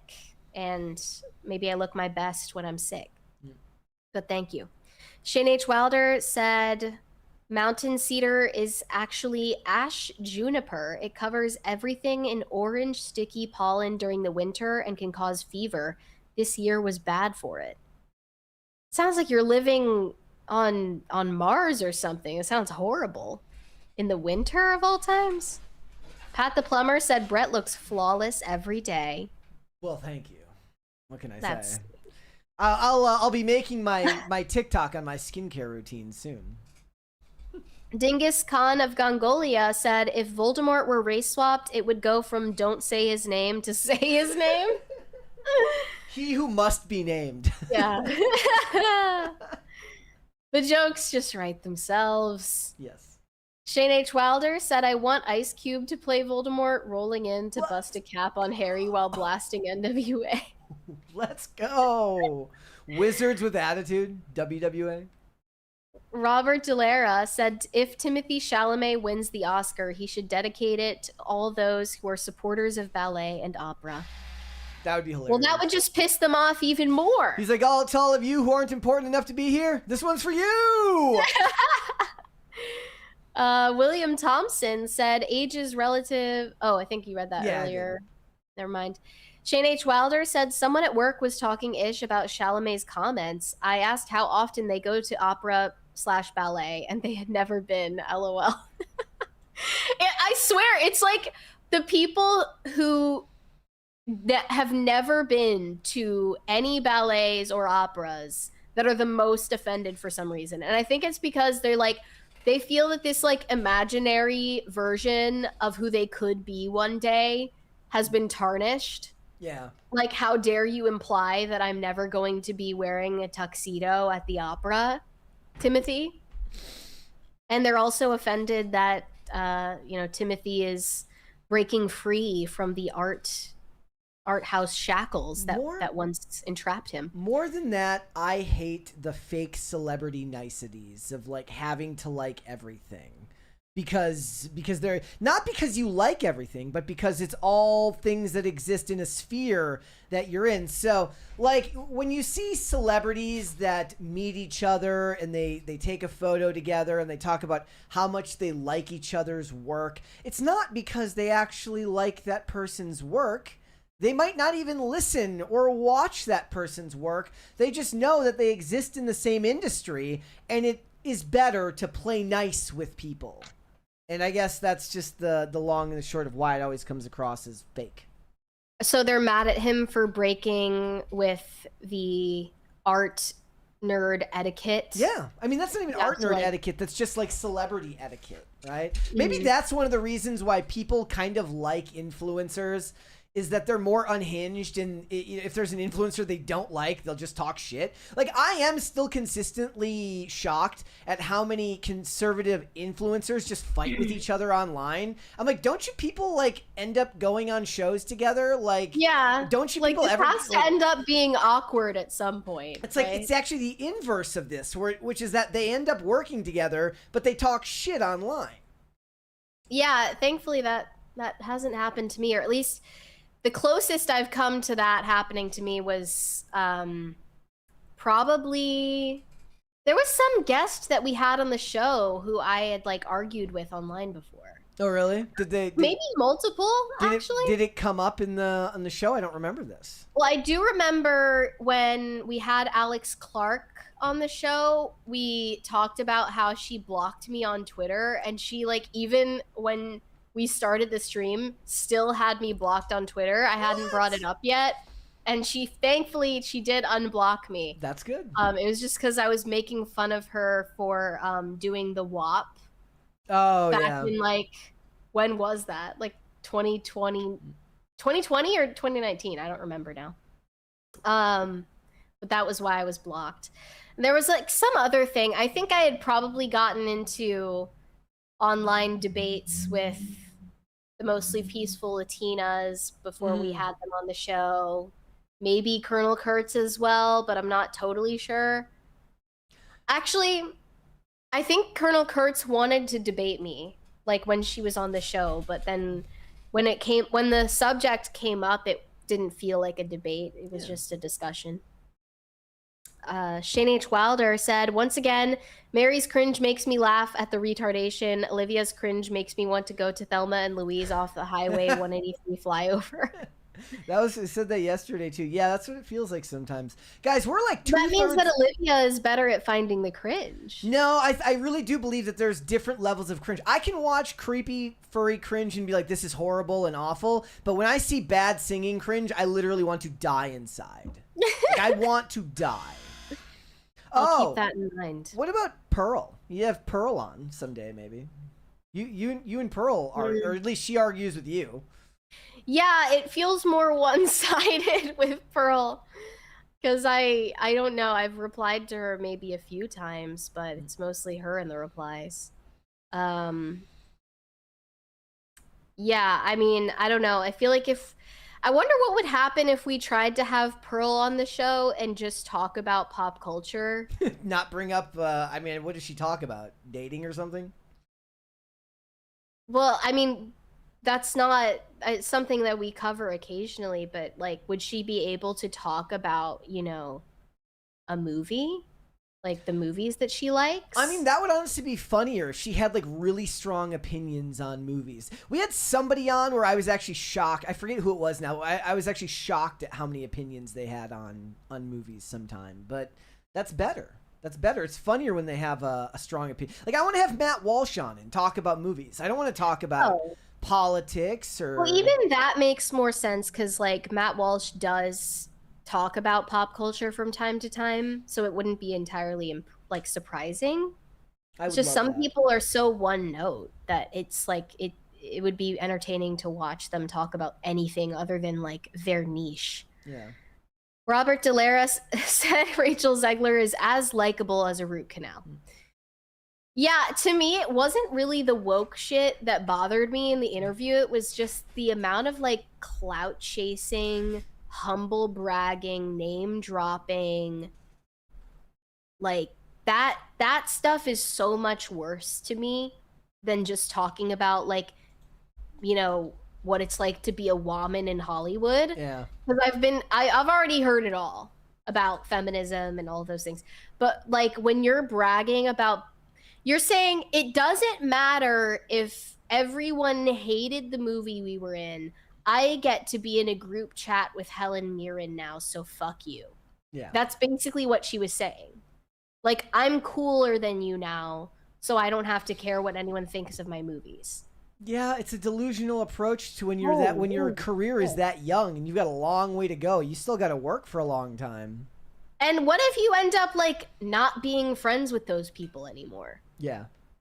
And I don't think Helen Mirren or Lucy Liu or any of these other actual professionals, I don't think any of them would go into an interview and start rattling off names from their contact list to sound cool and important.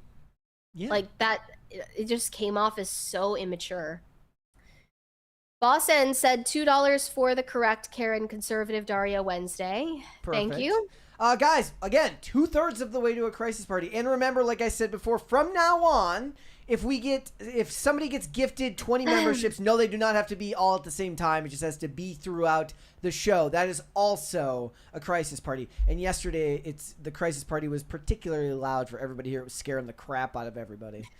It's louder. Was it louder? It's just because it's louder in person. It is. Oh. It's when you're here in the room, especially if you catch somebody where they don't have the headphones on and they nearly fall out of their chair. Typical. Easy E said, my pet theory is that Zegler knew what she was doing. Getting that getting that kind of payday and then getting to retire before 30 is a big win if intentional. I mean, I don't think she's planning to retire before 30, but she's definitely planning to, you know, fund all of her art house theater kid nonsense by attaching herself to huge franchises. Yeah. And doing those franchises no favors in the process. Yeah, it would be one thing if she did them as like you know, there's some actors like that. There's some actors who definitely do the big budget stuff so that they can do the smaller budget stuff as well. I'd have to, I'm not thinking of any off the top of my head. Perhaps if you were in the chat, who is an actor that seems as if they like almost do it out of necessity?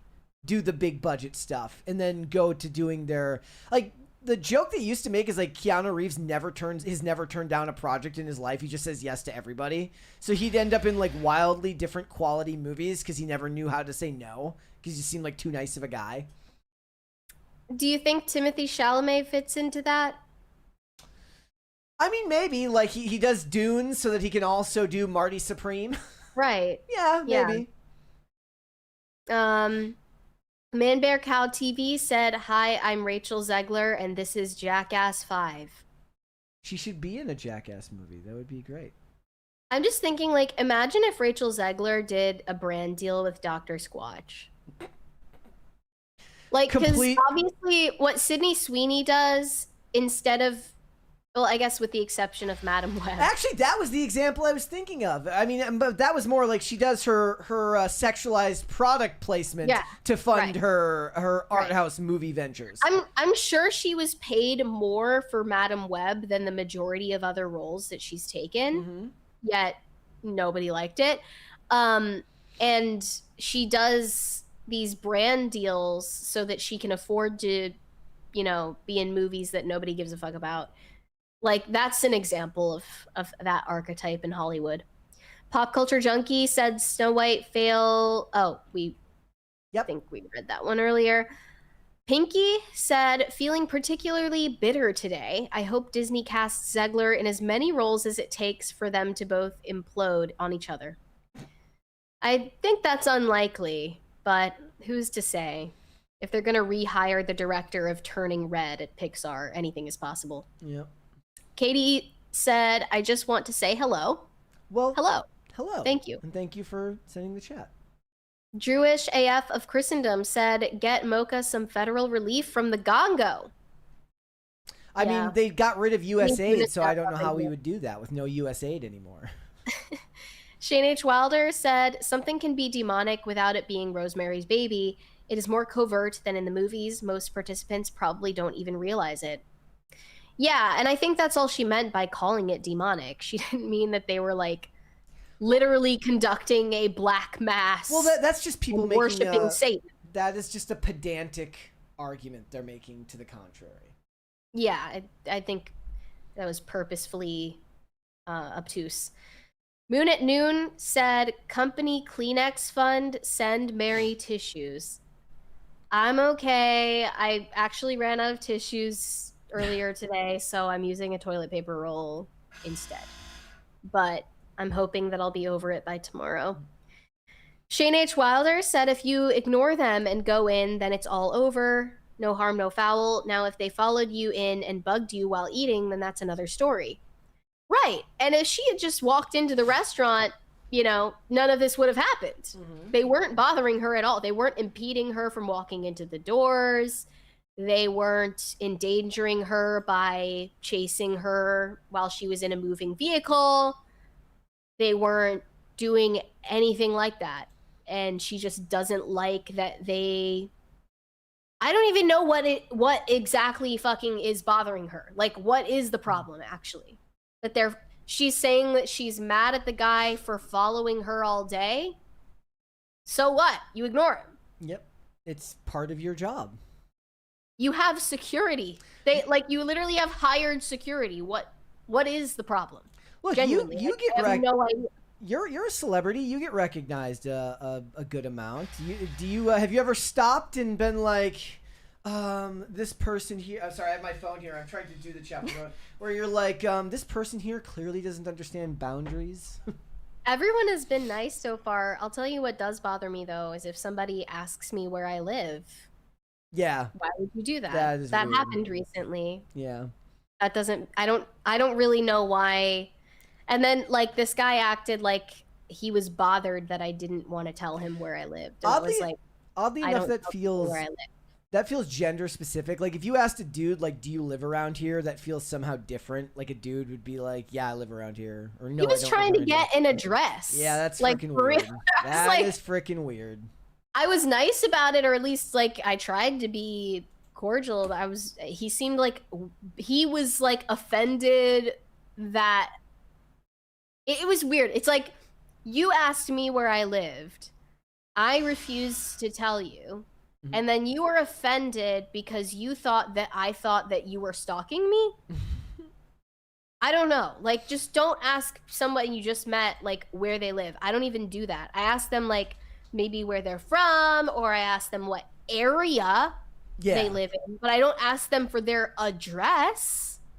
Yeah. Like, that's a situation where, no, I wouldn't end up, like, pulling out my phone and recording somebody. But I'm not going to entertain that to be nice. By the way, since we've still got a majority of the audience here, I do want to remind everybody that there is a members-only episode going up tonight at 6 p.m. with Steph from Geeks and Gamers. She has a channel called My Nerdy Home. If you weren't here at the beginning of the show, we talked about a bunch of stuff. We got into talking about the Lanterns trailer, and basically we kind of commiserated over how bad DC is on film these days, about how awful it is to be a DC fan in an age where you don't get a whole lot of DC content that you actually want.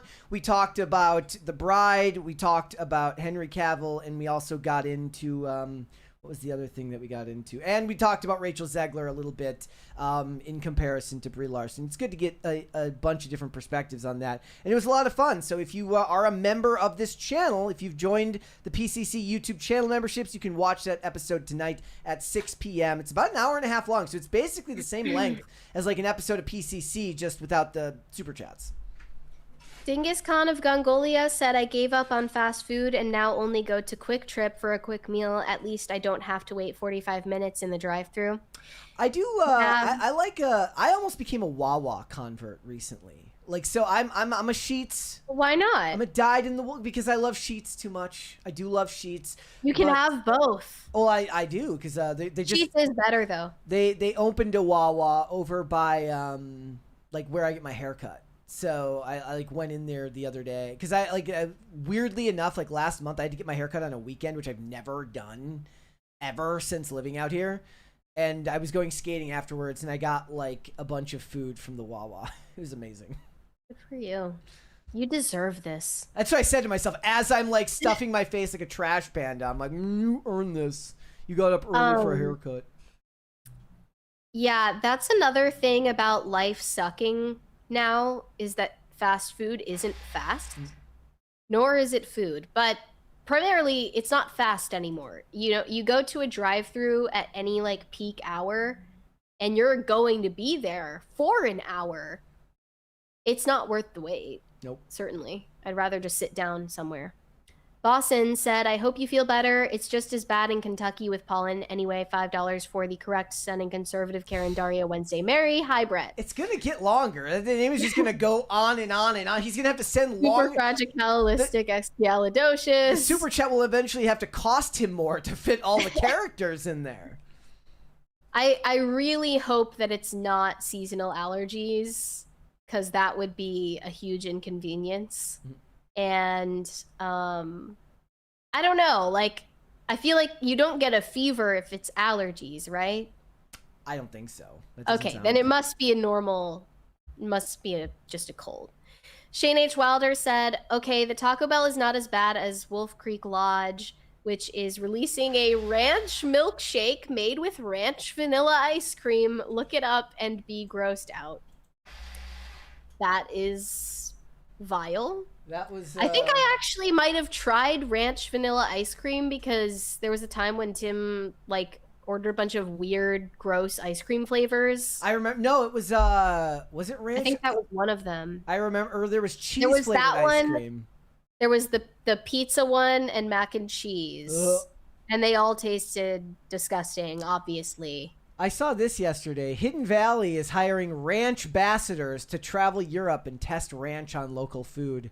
The brand will send 2 duos across multiple European countries with all expenses paid to create content.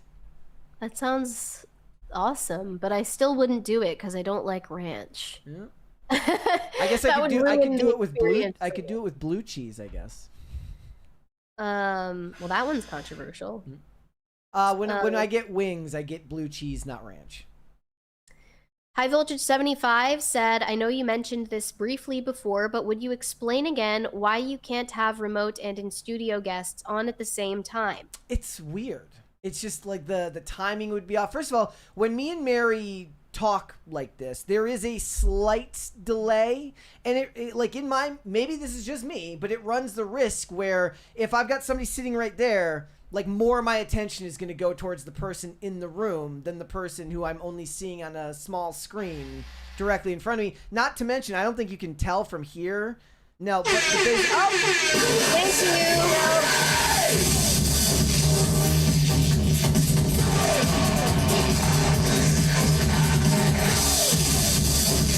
you! the monitor that I use to do, like, for us to do this is directly where guest 1 would sit, basically. They would be right, their arm would be where this monitor is. It just wouldn't work.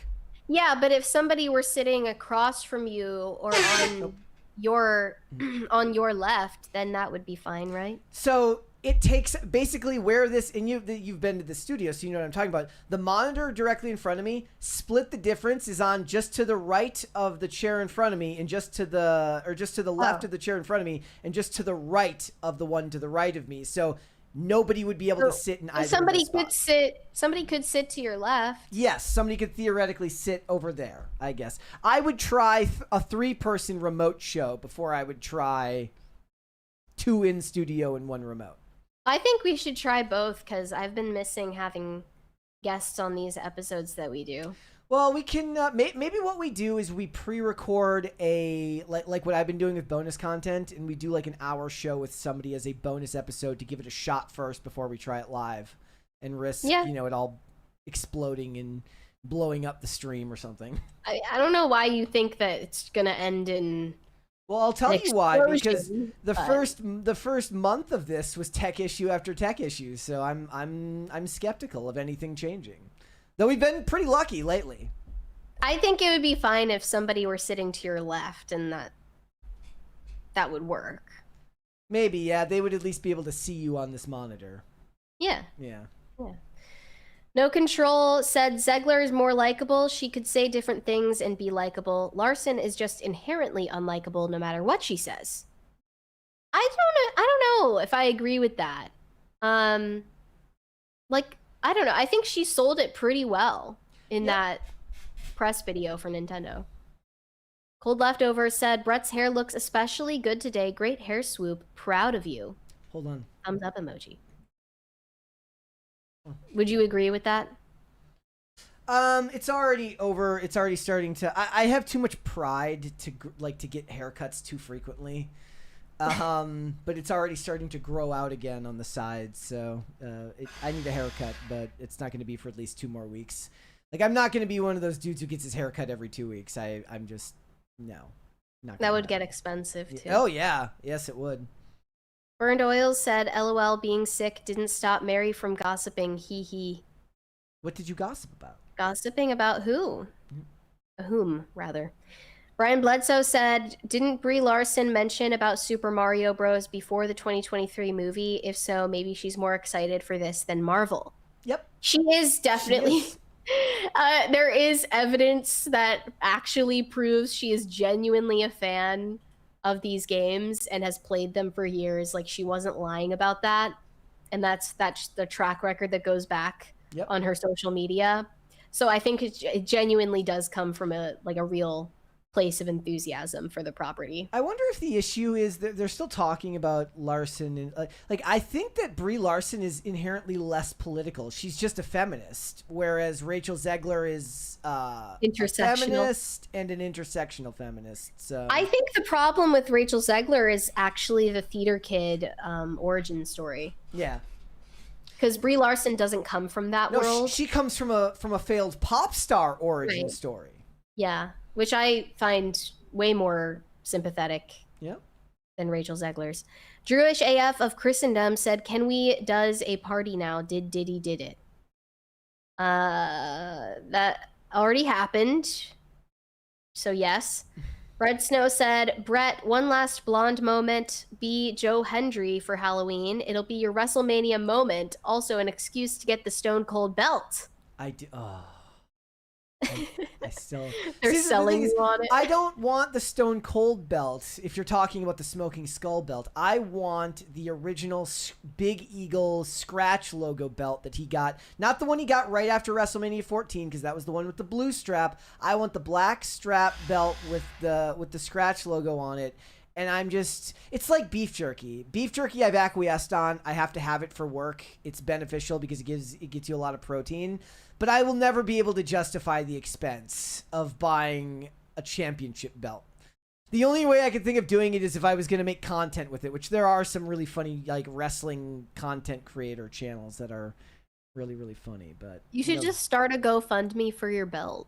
My favorite is the one where it's like when you're you won't understand this reference, but basically it's when your nephew gets a championship belt for Christmas and then the guy walks in with the Money in the Bank contract. So in wrestling, Money in the Bank is you win a ladder match, you get a contract where you can have a championship match at any time. You can cash it in at any moment. So the joke is that he's about to go beat up his own nephew because the kid just got a championship belt and win it off him. See, I should buy it, but I can't. Oh, look, our cat just went to the vet today, and the vet is expensive. So imagine I just spent the money on a championship belt, and then Chloe gets the eye infection, and suddenly I'm twice as broke as I was before. I think that Chloe wants you to be happy. That's debatable for anybody. I don't know if she wants anybody to be happy. If theoretically, if there was a human being that she wanted to be happy, it would be me, but otherwise, she's pretty ambivalent. Not Olivia. The other two cats would much rather Olivia be happy. Toast and Mocha, if Mocha had any brain cells, would both prefer that Olivia be happy. I like that you're Chloe's favorite. Yes, it is nice to have at least one cat that likes me. High Voltage 75 said the only people who should know your address are trusted friends, family, and window washers. Yeah, now it's out. The secret is out to the window washers. It's too late. Too late for that. Robert Delara said, Mary, if anyone asks you where you live, you can say, not from the Gongo. Well, I'll just say that I live in the Gongo, and they'll be like, what's that? And I'll be like, how dare you not know what Look the it Gongo up. is? Google is free. Pop Culture Junkie said, a good source tells me that Sydney Sweeney's angling for a big back end of gross percentage for the Housemaid 2. Mary, hope you get well soon. Thank you. I mean, that makes perfect sense. It sounds exactly like something Sydney Sweeney would do. Yeah. And they already confirmed that the sequel is happening. Shane H. Wilder said, who asks someone who you just met where they live? I don't care who you are. That's just weird. To quote Rachel Zegler, weird, weird. Yeah, I don't even do that in normal conversation, really. So that was just odd to me. Yeah. But I'm sure he didn't mean anything by it. People just miss social cues sometimes. Corey Anderson said, I like crime. The left lane is for turtles. Oh, the left lane is for turtles. Red Snow said, leftist turtles like crimes in their lanes.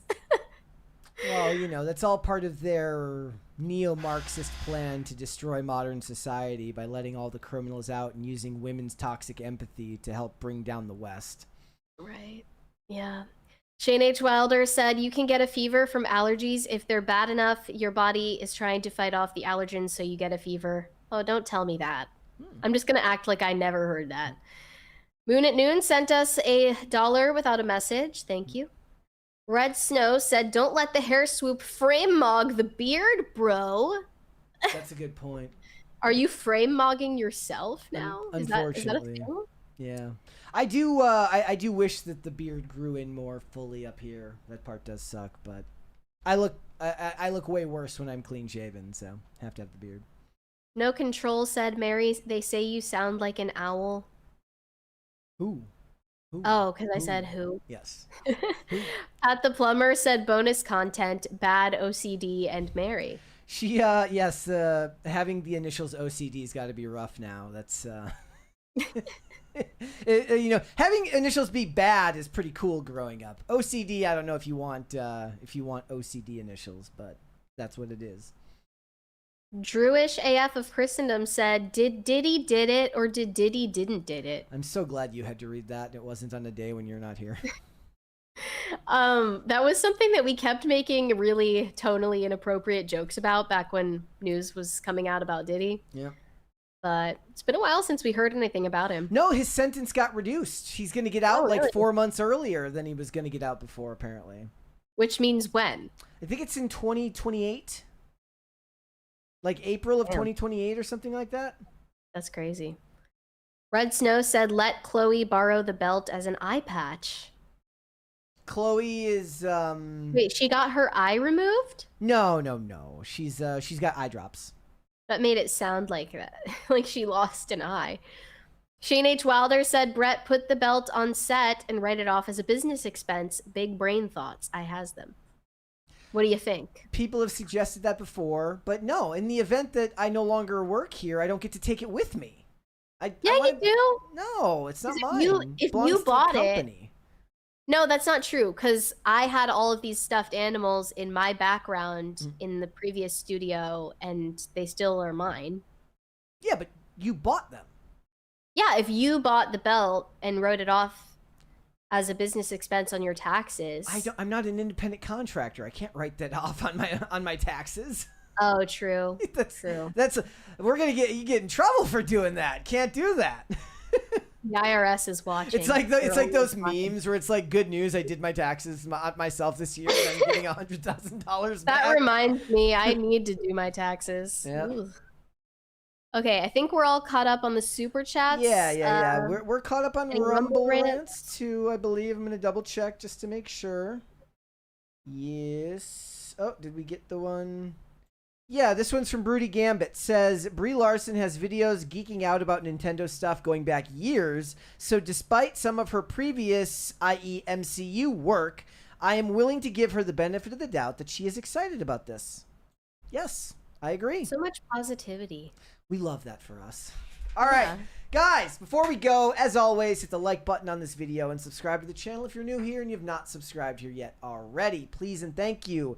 Mary, where can they find you? You guys can send me validation on Instagram, that is Mary Archived, or you can send me hate on X, that is also Mary Archived, and help me get TikTok famous, that is also Mary Archived. And we have one more from Shane H. Wilder saying Chloe is a pirate now. That's where my mind was going. I don't know. I guess that's not true. Yeah. And please send your prayers my way so that I can recover from this quickly, whatever it is. Perfect. All right, guys, just a reminder, again, 6 p.m., brand new episode of PCC bonus content for all of you that are channel members. Tomorrow, I am hoping that all things work out the way they are supposed to. As of right now, Chrissy Mayer will be the guest on this channel tomorrow, which should be a lot of fun. I spent the day kind of cooking up topics that I think she would have a lot of fun talking about. We're not going to be talking about Paramount Studios, that is for sure. I might like talking about that, but it would be a waste of Chrissy Mayer's talents to have her talk about Paramount. So we're going to find some good stuff to talk with her about on the show tomorrow, so make sure that you tune in for that. If you want to follow me, I am on Instagram and on X at Brett Dasovic on both of those platforms. PCC is 5 days a week, Monday through Friday, 3 p.m. Eastern Standard Time, which is, of course, noon Pacific. We are on Amazon Music, Apple Podcasts, Pandora, and Spotify if you would like to listen rather than just watch the show. You can also rate and review on Apple Podcasts and on Spotify, which is another great way to help the channel out. And if you want to follow us on social media, we are on Twix at PopCulture_show, Facebook at PopCultureCrisis, Instagram at PopCultureCrisisPod. Guys, we will see you all back here with another episode tomorrow. We'll see you then. Bye. Everybody.